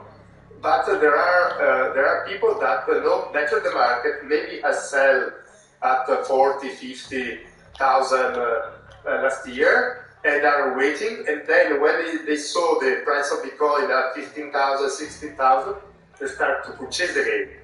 And this rebalance the Bitcoin price, and the Bitcoin price stay at this level. That is good because it means that under some certain level, the person started to purchase it again. So, mean reversion means that prices go either up or down to a historical average, depending on the time frame. Does mean reversion happen all the time for all assets, Daniela? Oh, of course not. Of course not, but in case of Bitcoin, is more predictable just because of the scarcity. You know, I made a paper. You can find a paper in the SSRN or in Coin Telegraph, the article, where I described with a power law function. The power law is a non-logarithmic regression, and with the power function that fit very well the growth of the new user, the new wallet that are in the market, and this describes incredibly well the growth of the Bitcoin. Fibonacci sequence. You're talking about Fibonacci sequence. No, not Fibonacci sequence. I have a token that the name is Phi token. Okay. Oh, okay. I misheard you. Okay, I'm sorry. Okay. I love mathematics. Fibonacci, I love it. Yeah. It's Italian one. Yeah, of course. Yeah, from your country. We can talk about Fibonacci later. Okay, then. Not that. No. But if you see, I can make an example. If you purchase a fund. The fund is composed, the NAV of the fund is composed by number of shares and the price of this share. No? So you have the capitalization. The same happens with Bitcoin. No? The capitalization of Bitcoin is number of Bitcoin for the price. No? That can be calculated as number of wallet for the average of amount of US dollar that the wallet has. Is the same to calculate the capitalization. So in this equation, if the number of wallet increase, also and the Bitcoin remains scarce, you cannot print how many Bitcoin you want. The price, of course, is pushing up. And it's very interesting. It's also intuitive, and with this kind of forecast, you can understand that this pattern can repeat again. Interesting. So let's talk about your Bitcoin price forecast. You said that we're near bottom, not quite yet. What is a appropriate level, appropriate support level for you? We'll talk about that first. Yes. This is worst loser situation, okay. Because any prediction that you make, of course, is wrong. So that. You might be right. We don't know. We're here to get your opinion. Now, I suppose that it's difficult that will go down 40,500 for a lot of time. 14,500. 14,000 as bottom, but can go, but I suppose for a few days. Okay. There's been very strong resistance around 17,000. Yes, in fact, they're rebound. Yes. In fact, but I suppose that next year can be return to grow. Eventually return to between 25 to 30, 32,000 next year. Yes, could be realistic. That is still more than 50% down from its previous all-time high of 69,000. Yes, but it's even before the halving. Okay. So it's good. Do you think that Bitcoin can ever retrace the all-time high? No, of course we do, but the question is when. Okay, yeah. Some people I talked to said the NASDAQ will not make new all-time highs for 10 years. Yes. And they said this because in 2001, that's what happened. Right after 2001, the crash, you remember the dot-com crash, stayed flat for more than 10 years actually before it recovered to its 2000 level. And I ask this because Bitcoin has been closely correlated with the NASDAQ up until a few months ago. So if you were to assume that the stock, I'm not saying you have to make this assumption, but if you were to assume the stock market will stay flat, could you not also assume Bitcoin will stay flat if they're too correlated? The correlation is just in this period, because historical correlation is quite zero between the stock market and Bitcoin.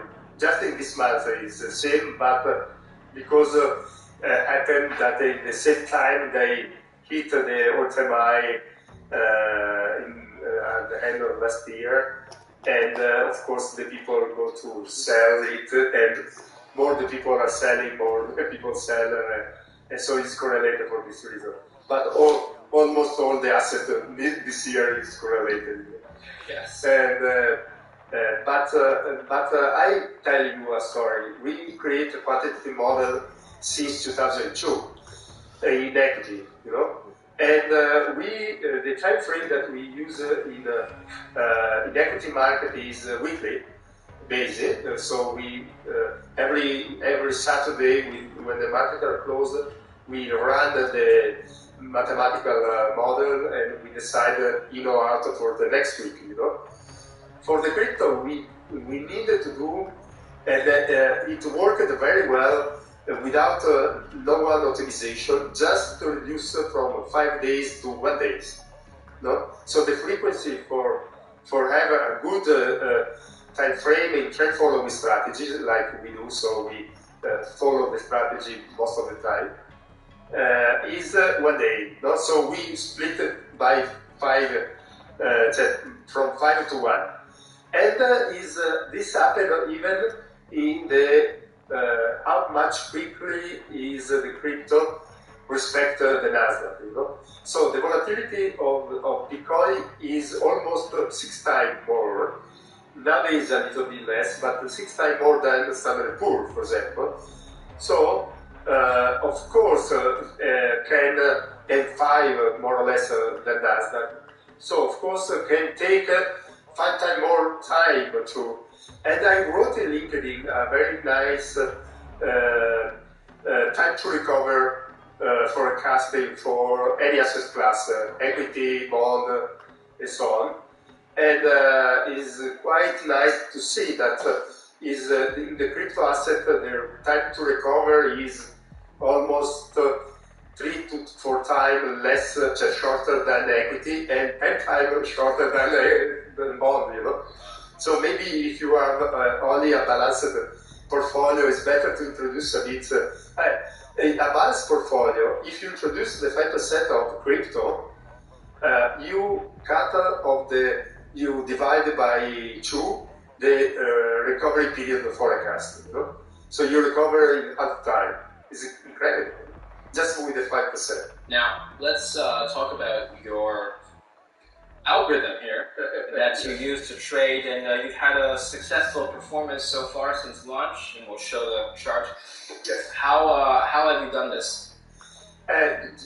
Just apply at the beginning. Just applying, as you tell you, the model that we use in equity to crypto, cutting by 5 times the frequency. And we try with our money. And then we decide to launch our first hedge fund. It's a kind of fund that has almost 3 years and is performing quite well, but principally is protecting very well. Of course, this year is losing, but it's better to lose the 25% than expect to lose the 70%, you know. And this. But this is only for high net wealthy people because the minimum amount to invest is 100,000 euro. You know, so we decide to democratize our model to let the people use our quantitative model even in their own exchange account just connecting the API to our software, you know. So the challenge that we wanted to do, just because the blockchain technology so is open source, is more democratic, you know, give access to all the people, we decided to not reserve the strategy just for the people that can invest in the hedge fund, but to allow all the people that want, even with 100 euro, you know, to use our algorithm that, of course, cancel the behavioral problem, reduce the behavioral problem, and is able to provide a better risk-related return to the investor. I know you can't talk about your proprietary variables, but just give us one of the technical variables that you put into this algorithm. One or two. So we have developed a Diamond ratio indicator that is proprietary. What ratio, sorry? Diamond ratio. Diamond is my first company that works in quantitative finance. And you can find, it's free, you can find in SS Red, was published by Wilmot, and is a very good indicator. But we discovered that if you use 5 different quantitative indicators that are in a sort of collaboration way, are deciding every day if invest or not in any single crypto asset, you reduce a lot the fake signal, you know, because that is the principal problem of the trend following strategy. Of course, you cannot cancel and have a perfect model, but you can have a better, definitely better performing model. Perfect. All right. Well, Scott, thank you so much for your time. Thank you for your predictions. We'll see if you're right or wrong, but either way, I appreciate your thoughts. Thank you for watching Kitco News. I'm David Lynn. Stay tuned for more, and don't forget to subscribe. Kitco News special coverage of the AIBC Summit is brought to you by Coin Payments. Crypto payments made easy.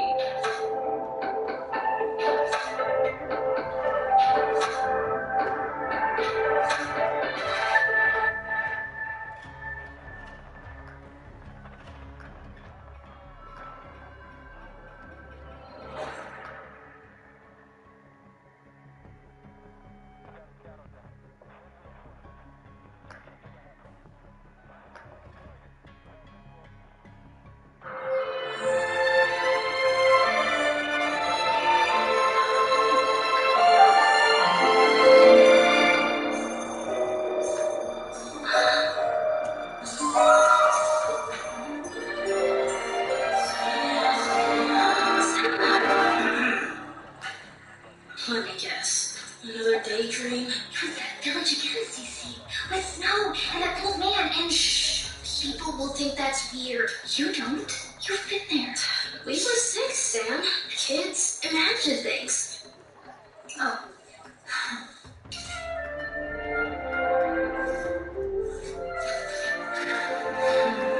Nice. Like the little village you got here. Zach, have you ever had a dream that felt real? Sure. Last night I dreamed I gave a book report and forgot my pants. That was too real. I mean a dream that feels real even after you wake up, like a memory. That's what this is? I haven't thought about this place in forever. Now every time I close my eyes, I'm there. Ugh, freaky. You think, but actually it's nice. I feel peaceful there, like I'm supposed to be there. Wait, so it's a happy place you can go to in your head? That's a problem because... You don't think I'm weird? Oh, you're definitely weird, but not because of this. Thanks.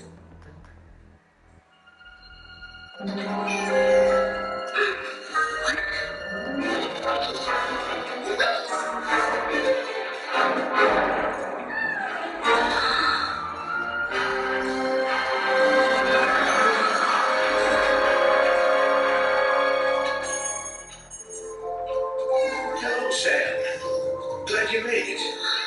You? I keep seeing you in my head. Oh, you're seeing glimpses through time. We call it time sight. A very unique gift. You mean like seeing the future? Or the past. It requires a lot of concentration, but the right tools can help. That's me. Yes, the last time you were here, you needed help, and that's what time sight can show us.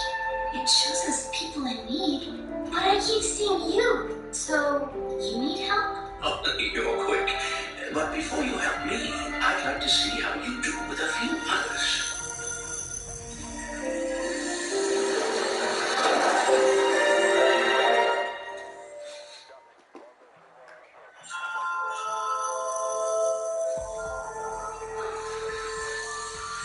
Mr. Hernandez.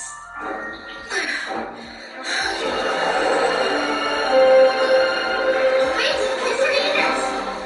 Oh, I can help you with this from now on. Gracias, mija. My pleasure! Hey, Mr. Burnback! Kids. Okay.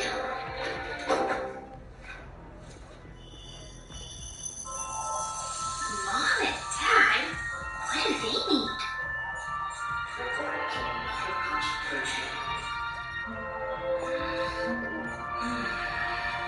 Oh, rough day. Awful. Wait, what day is it? Thursday. They're coming for dinner. Make anything. Relax. I got this. You made pancakes? Works for me. I'll get the door.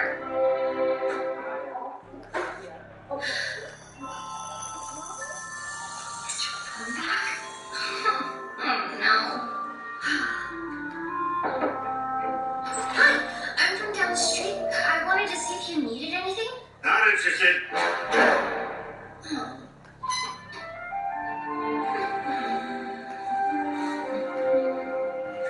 Hey! Okay.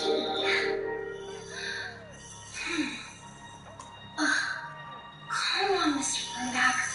What do you need? What? Who is that with you? No! Wait! Hey, want to sneak around in someone's house? Yeah. Hi, Mr. Burnback. Let us help you. No, I can. Fine. Okay, those, and then quantities. So you do quantities? I don't care what your friend parents This is Mom, like Dad. What are you doing? Don't walk away from me.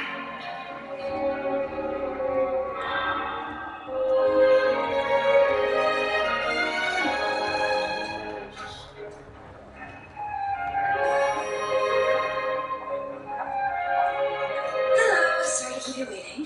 Hi. Oh, are you a little young to ask for a bank loan? I'm not here for a loan. I'm here to meet you. And you are... Sam. Okay, Sam. How can I help you? Actually, I think I'm supposed to help you.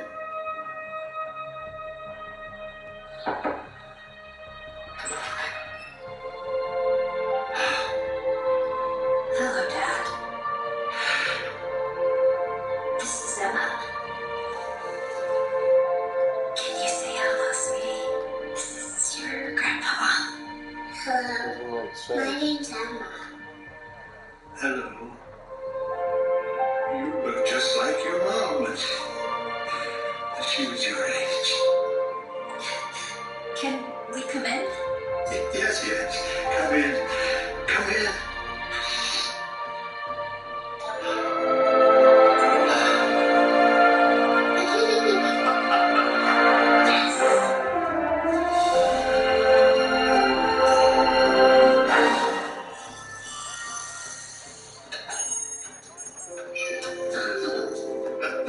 You did well, Sam. Thanks. It takes a special kind of gift to use one of those, and a special kind of person to make things right. But I'm seeing you again. So, what do you need? An apprentice, for starters. An apprentice? Well, I help people make the most of their time with those they love. But I can't do it alone. What do you say? It's a lot of fun. Ready to get to work?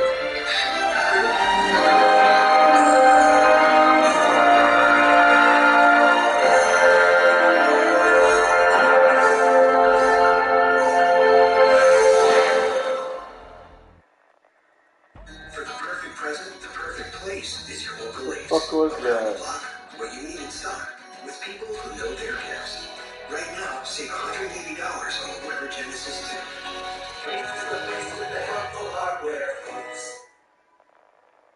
This video is brought to you by Discord. Hi, welcome to another episode of Cold Fusion. In 2009, a man by the name of James Howells proved himself to be a visionary. He started mining Bitcoin before anyone else had ever heard of it. James managed to stockpile 7,500 Bitcoins when they were just a fraction of a cent per coin. Eventually his girlfriend made him stop. She thought that the computer doing the mining was, quote, getting too noisy. James later ended up throwing the hard drive in the trash, and today this mistake cost him over $400 million. To get your money, you would need that hard drive. Yeah, there's a specific file on that hard drive called a wallet file, which the Bitcoin is stored in. And without that file, there is no way of getting the money back because there is no central server that records a log of it. In 2010, Laszlo Hanyecz bought 2 pizzas for 10,000 Bitcoin, or about $35 at the time. It wasn't the first transaction in Bitcoin, but certainly the most widely publicized. Unfortunately today, these delicious pizzas cost him $500 million. Is it true some people celebrate the anniversary, the day you bought the pizza? Yeah, May 22nd, Bitcoin Pizza Day, so It's called Bitcoin Pizza Day? It is. It's stories like this that make Bitcoin such a fascinating phenomenon. Its growth and adoption, at least over recent years, has been mind-blowing. But the story of how Bitcoin came to be is just as interesting. Despite Bitcoin's young age when compared to traditional stores of value, the fundamental ideas behind crypto may be older than you think. So the question has to be asked, where did Bitcoin actually come from? Who is the mysterious individual who invented it? Sit back, relax. In this 2-part series, you'll find out. You are watching Cold Fusion TV. For many, Bitcoin is still considered a fad, a Ponzi scheme, something that will disappear as quickly as it materialized. The cryptocurrency has had its fair share of bad reputation through fake crypto frauds such as BitConnect and OneCoin, not to mention payment for narcotics on Silk Road. What's happening is there's all these copycat cryptocurrencies that are going out there, and there's no regulation on the actual level of Bitcoin. So there's future regulation, but the underlying asset is completely unregulated. It's a dark market. Bitcoin is worthless artificial gold, which if it succeeded to facilitate a lot of illicit activity. But the word is starting to get through that Bitcoin is much more than that. People are starting to look at our economic system with increasing skepticism. Currency is continuously being created. Food prices and bond yields are rising, hinting at inflation. And knowing that the long-term value of all fiat currencies over the last few thousand years has tended towards zero, it's only natural to think that there may be some issues ahead. I've outlined financial problems specifically in my How Money is Created video, which all of you really enjoyed, but it clearly highlights that there's a need for new thinking on the topic. Friedrich Hayek, winner of the 1974 Nobel Prize in Economics, stated the following in 1984. I don't believe we shall ever have a good money again before we take the thing out of the hands of government. All we can do is by some sly roundabout way introduce something that they can't stop. End quote. While it's undeniable that Bitcoin is not perfect, it broadly achieves its goal, and as you'll soon see, it can't be stopped. So before we continue, it's probably wise to have a quick primer on Bitcoin. I first talked about Bitcoin on this channel back in 2013, and since then we've done a whole bunch of episodes on Bitcoin and blockchain. But for those that are new, here's a quick summary. When you pay a shop using a bank card, the shop checks with the bank to see if you have money to make the purchase. The bank checks its records, verifies that you have enough money, and deducts that amount from your card. It then updates its records and takes a fee for providing their services. If you wanted to remove the bank from the system, who would you trust to keep the records straight? No altering or cheating. No one would ever trust a single person with that much power, but you may give your trust to a collective group of people, many millions in fact. The main idea is to not have a centralized record of transactions. Many copies of those transactions are distributed across the world. Every owner of each copy records every transaction. In this new model, the shop, instead of checking with the banks, checks with everyone's records to see if you have the money. When the purchase is made, all the record keepers update their records. If an individual transaction record is fraudulent, it doesn't agree with the rest of the copies of the transaction records and gets rejected. This large group of people checking record transactions aren't people at all, but a network of computers. There is no need for third parties such as banks, because the decentralized network keeps itself in check. Amazingly, that means no bans, no server shutdowns, or blocking of payments, because payments occur directly between people. Although transactions can be tracked, they cannot be stopped. So-called miners keep the network running by solving complex equations on their computers. These people mine Bitcoin in chunks called blocks that contain all of the recent transactions. Blocks are kind of like a page in a record-keeping book. The miners receive payment in Bitcoin for their effort, much like mining gold. Also like gold, there's a finite supply of Bitcoin to stop it from being devalued, much like we're currently seeing in fiat currency. There will only ever be 21 million Bitcoins, and the final Bitcoin will be mined in 2140. So what gives Bitcoin its value? In reality, it's just worth what someone's willing to pay for it. So could the price drop to zero? If confidence is lost, yes, it's possible. But regardless, it is a pretty interesting idea. There's an argument to be made that the value of Bitcoin is actually the trust and utility of the Bitcoin network itself. What the price is for that value, no one is sure yet. So yeah, I think a really useful idea. A blockchain is just a type of database. It's a distributed ledger that in some use cases, like for a banking back office, is kind of like a database upgrade. So massive improvements in efficiency, but probably not that transformative or disruptive. When you take a blockchain, you make it public and decentralized, and then you add money to that, you add a cryptocurrency, then you're looking at something that is that first use case, that offshore banking system, that I think is fundamentally disruptive, and disruptive financially, economically, even potentially politically. Our company Repurpose has a really cool mission: get rid of plastic with green alternatives. Meanwhile, behind the scenes, we had this problem. Our office was all paper, and nobody wanted to file the paper. So how is Bitcoin maintained? Bitcoin is open source, so anyone can edit the code. It's a misconception that the code has stayed the same for the past 10 years. There's maintenance carried out to ensure smooth function.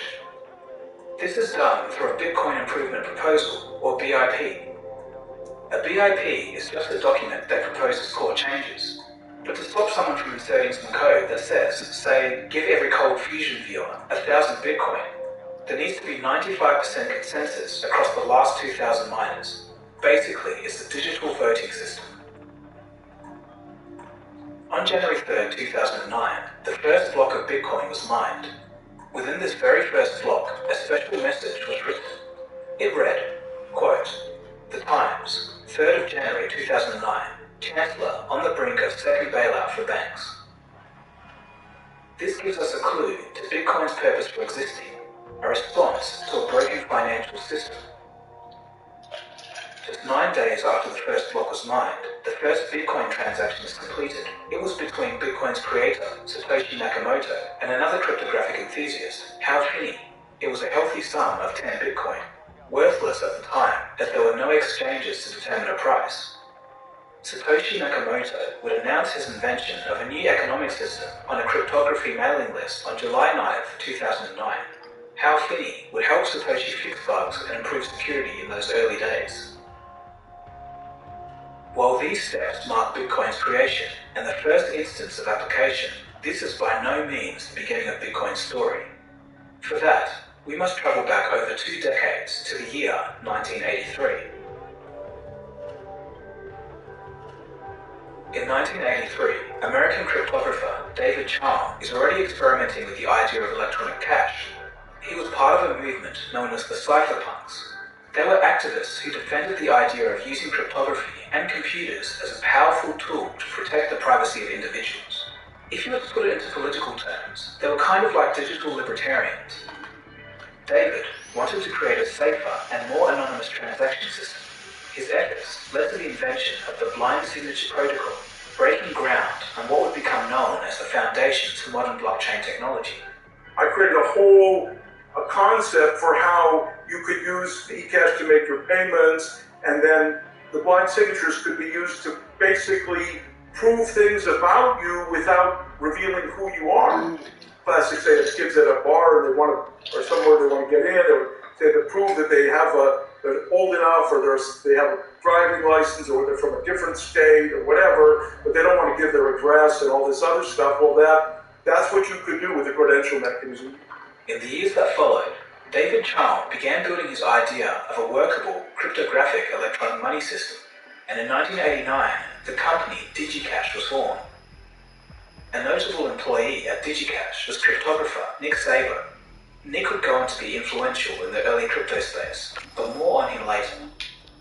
In 1993, DigiCash launched their eCash system, a product that enabled the safe and anonymous transfer of money over the internet. eCash was David's answer to what he considered to be the extremely unsafe practice of using credit cards online. According to insiders at the time, eCash was a technically perfect product that resolved many of the issues that came with credit card payments, such as security concerns and fees. Despite his good intentions, what David was doing was risky at the time because the US government sensed a threat. A number of my colleagues and friends had secrecy order placed on them by the United States government, which made it a federal crime to reveal what they were researching. But to apply that to cryptography seemed a bit out of range. The National Security Agency, which is our main cryptographic authority in the United States, for protecting secrets and breaking codes, they got a new director, and he started writing letters to all the scientific associations, telling them that they should not have conferences or even sessions at conferences that covered cryptography. I felt it was just too important, so I risked spending the rest of my life in jail to set cryptography free. Digital cryptography was so frowned upon that some early crypto enthusiasts had to smuggle code through shirts or tattoos. Much like Bitcoin, the eCash product began gaining incredible levels of attention from buyers. At the height of the hype, David Chaum was contacted by none other than Bill Gates. Gates wanted to integrate eCash into every copy of Windows 95. It's rumored that he offered $100 million for the project. David Chaum declined the offer, and every other offer that came after that. According to ex-employees, David's stubbornness and paranoia made it hard for him to trust the intentions of those interested. He also assumed that there would be better offers around the corner. He wanted eCash to be perfect. He believed in the importance of his work. In 1996, he stated, quote, "The difference between a bad electronic cash system and a well-developed digital cash will determine whether we have a dictatorship or a real democracy." Due to infighting, David eventually lost control of DigiCash, and the company fell into the hands of external investors. DigiCash began pitching their products to banks, several of whom were interested, but the vast majority of banks at the time were conservative and would rather stick to lucrative credit cards rather than an experimental product. By 1998, DigiCash was bankrupt, signaling the end of the very first wave of digital currency. Before we continue, here's a quick word from today's sponsor, Discord. Discord is a place where our Cold Fusion community can get together and chat. Setting up the server was really straightforward and only took a couple of minutes. I've added separate chat categories for technology, business, finance, medicine, and future video suggestions. I've decided to do this because over time, I've noticed that I've received a lot of interesting emails from professionals in the industry, and just awesome people in general who tell me interesting stuff that's going on in the tech world. So I'm sure bringing all of you guys together will generate some interesting and great conversation. I've been meaning to create a Discord server for a while, so when Discord reached out to me, I thought it was perfect. So come over and have a chat. It's free and takes just 15 seconds to join. Check the link in the description to get started. It seemed like the world was just not quite ready for electronic crypto money. But this did not stop progressive thinkers from seeing potential in the idea. After all, it wasn't the idea that was bad, it was just well ahead of its time and had the added issue of having no strong leadership. In 1999, famous economist Milton Friedman even said that, quote, an electronic cash was necessary for the newly found internet and was also a logical tool for limiting government overreach. I think that the internet is going to be one of the major forces for reducing the role of government. The one thing that's missing, but that will soon be developed, is a reliable e-cash, a method whereby on the internet you can transfer funds from A to B without A knowing B or B knowing A. Welcome to a world you create, powered by the new 13th Gen Intel Core processors. Welcome to the happiest place on earth that has all the happy you never knew could exist. You're a new kind of happiest every time you visit, only at the Disneyland Resort. Now visit the Disneyland Resort for as low as $104 per person. Visit Disneyland.com for important details. He would go on to say that the monetary supply and monetary policy should be set by a computer where it could not be corrupted by humans. In the mid-1990s, the market exploded with companies that were based around cryptographic money. They were all riding the wave of attention that DigiCash had generated. In 1996, even the NSA got in on the action.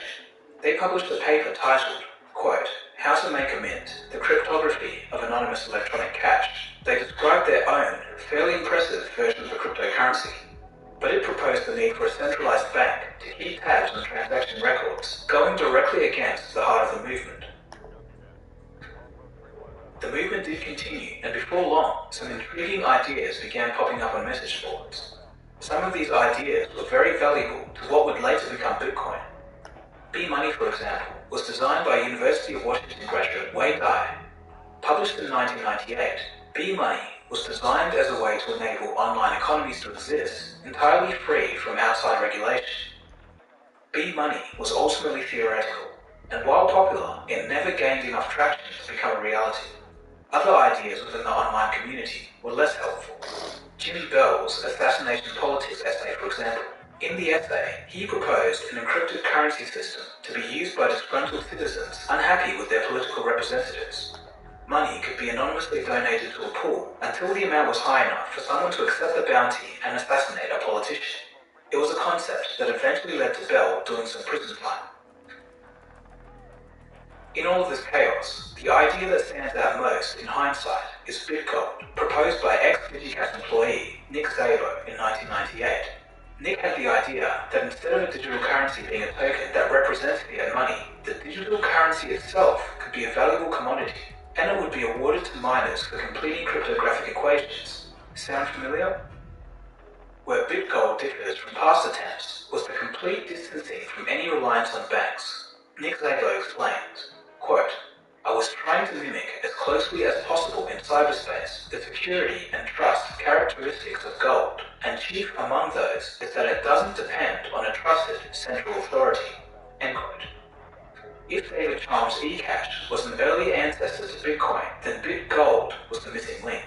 Although it was an established building block for the future of cryptocurrencies, it was only theoretical and also flawed. For one, it had far less concern with privacy and also had some technical shortcomings when it came to mining. So along with B-Money, BitGold was never widely adopted. So then, despite all of its exciting progress, the cryptographic money community fell relatively quiet for a decade.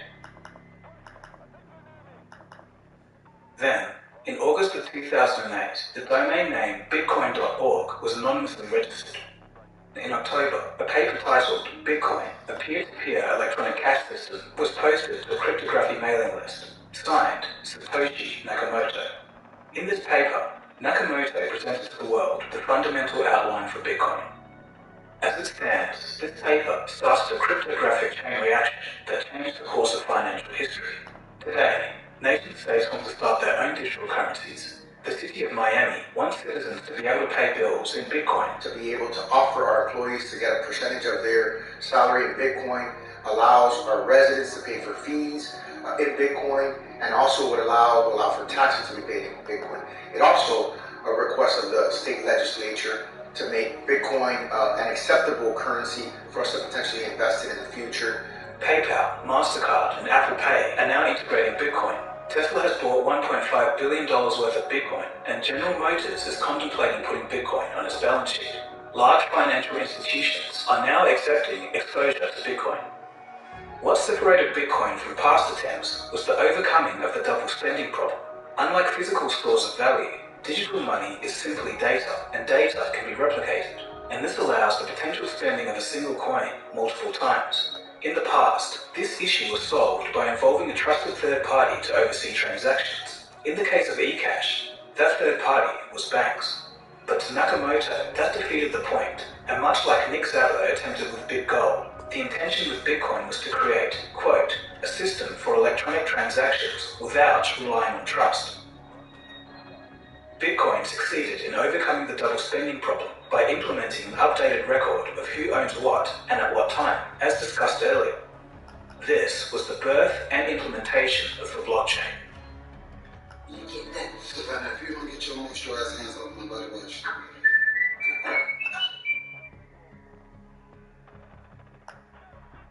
With the double spending problem solved, the system was brought online and tested, and it worked. By 2009, Bitcoin was up and running. In July of 2010, it began trading at a value of $0.0008 US and had risen to $0.08 by month's end. But of course, nobody really cared. Here's the very first Reddit post about Bitcoin in 2010. It was downvoted. The first reference of Bitcoin in TV history was the program Good Wife in 2012, when Bitcoin was at a price of $3.41. I went online and I bought 1 Bitcoin last night. Really? It's the future. It didn't feel real. Real's gonna change. Just watch it. Here's a talk about Bitcoin to an empty room in 2013, when it was at $100. Literally nobody cared here. Bitcoin neutrality mean? Neutrality in Bitcoin means being able to adopt Bitcoin in any culture, any language, any religion, any geography. But there were some believers though. Chamath Palihapitiya shares his views on Bitcoin at $135. Owning that currency and allowing water to find its level, particularly in the developing markets, is huge. And if you don't think that this thing is going to rip, when Brazil goes through a devaluation, when the Indian rupee continues to get crushed, when you have all of this money trying to get in and out of these countries where there's massive, political instability or monetary or financial instability, you're being naive. It doesn't matter what happens in the United States. It doesn't matter what happens in Japan. It doesn't matter what happens in the EU. It doesn't matter. It matters what happens in Argentina, in Venezuela, in Kenya, in Brazil, in India, in Russia, in China. And when you look at where all the activity is, it's in all of those markets. Yeah. This will be born out of a people's desire to have unfettered access to capital. Despite finally cracking the code to a working electronic cash system, Satoshi Nakamoto has mysteriously chosen to remain completely anonymous. On April 26, 2011, Satoshi Nakamoto would send his final verified email and vanish. Satoshi still owns 1 million coins which have never moved from his digital wallet. If the price of Bitcoin was to reach $197,000, it would make him the richest person in the world. So Satoshi Nakamoto, being such a mysterious figure, has fueled speculation and false claims. Who is Satoshi, and why did he vanish? We'll explore this, as well as some concerns about Bitcoin, in the next episode. So thanks for watching. I hope you learned a thing or two in this episode. Be sure to check out the Discord, and also follow me on Twitter and Instagram. My name is Tagogo, and you've been watching Cold Fusion. Cheers guys. Have a good one. Cold Fusion. It's new thinking.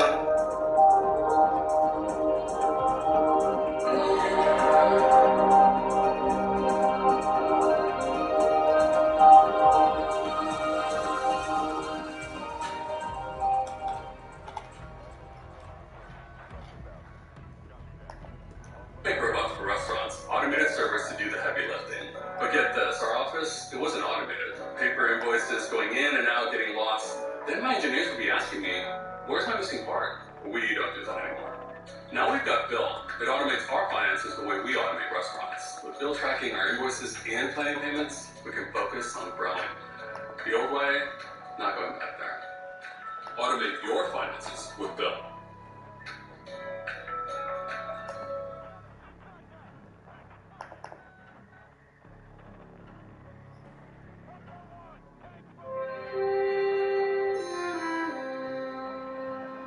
Tonight on Frontline, episode 1 of a special 4-hour investigation.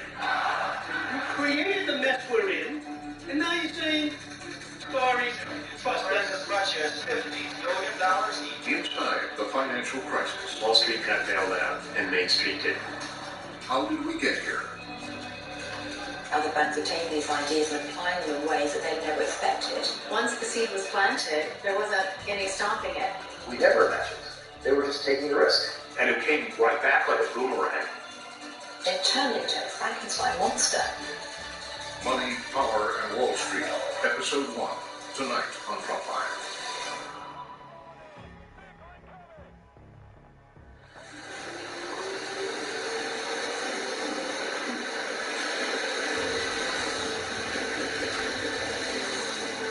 Every day, tens of thousands of workers make their way to Wall Street. They work for banks, brokerages, hedge funds, insurance companies, and mortgage lenders. It is the largest single sector of the American economy. An industry that is almost double the size of America's manufacturing sector. A business with enormous power and global reach. It is the industry that led America and the world into its worst economic crisis since the Great Depression.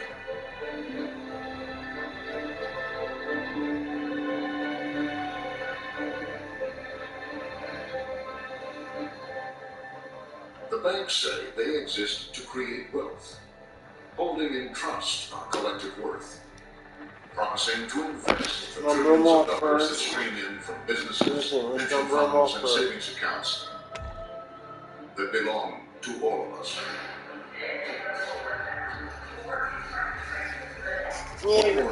Let's number them off first. Right.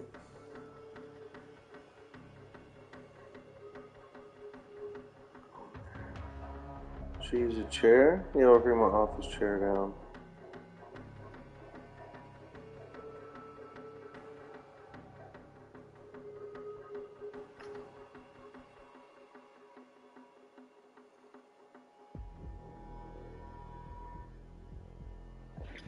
Kind of look up the eBay.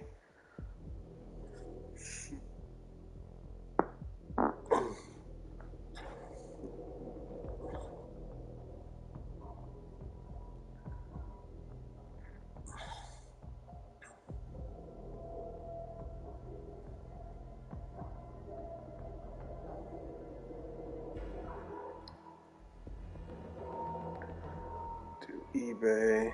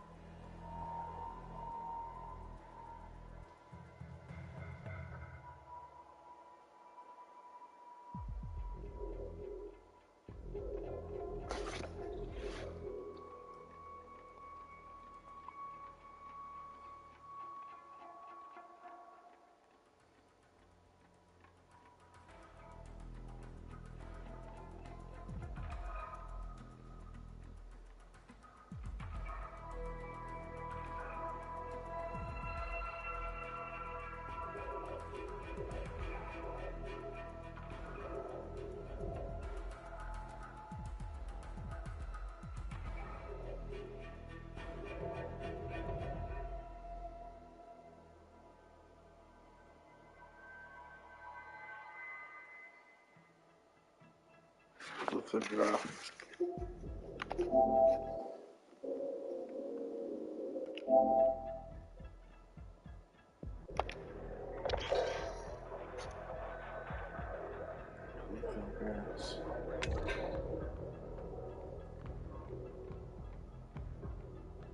I gotta see it. I gotta find it.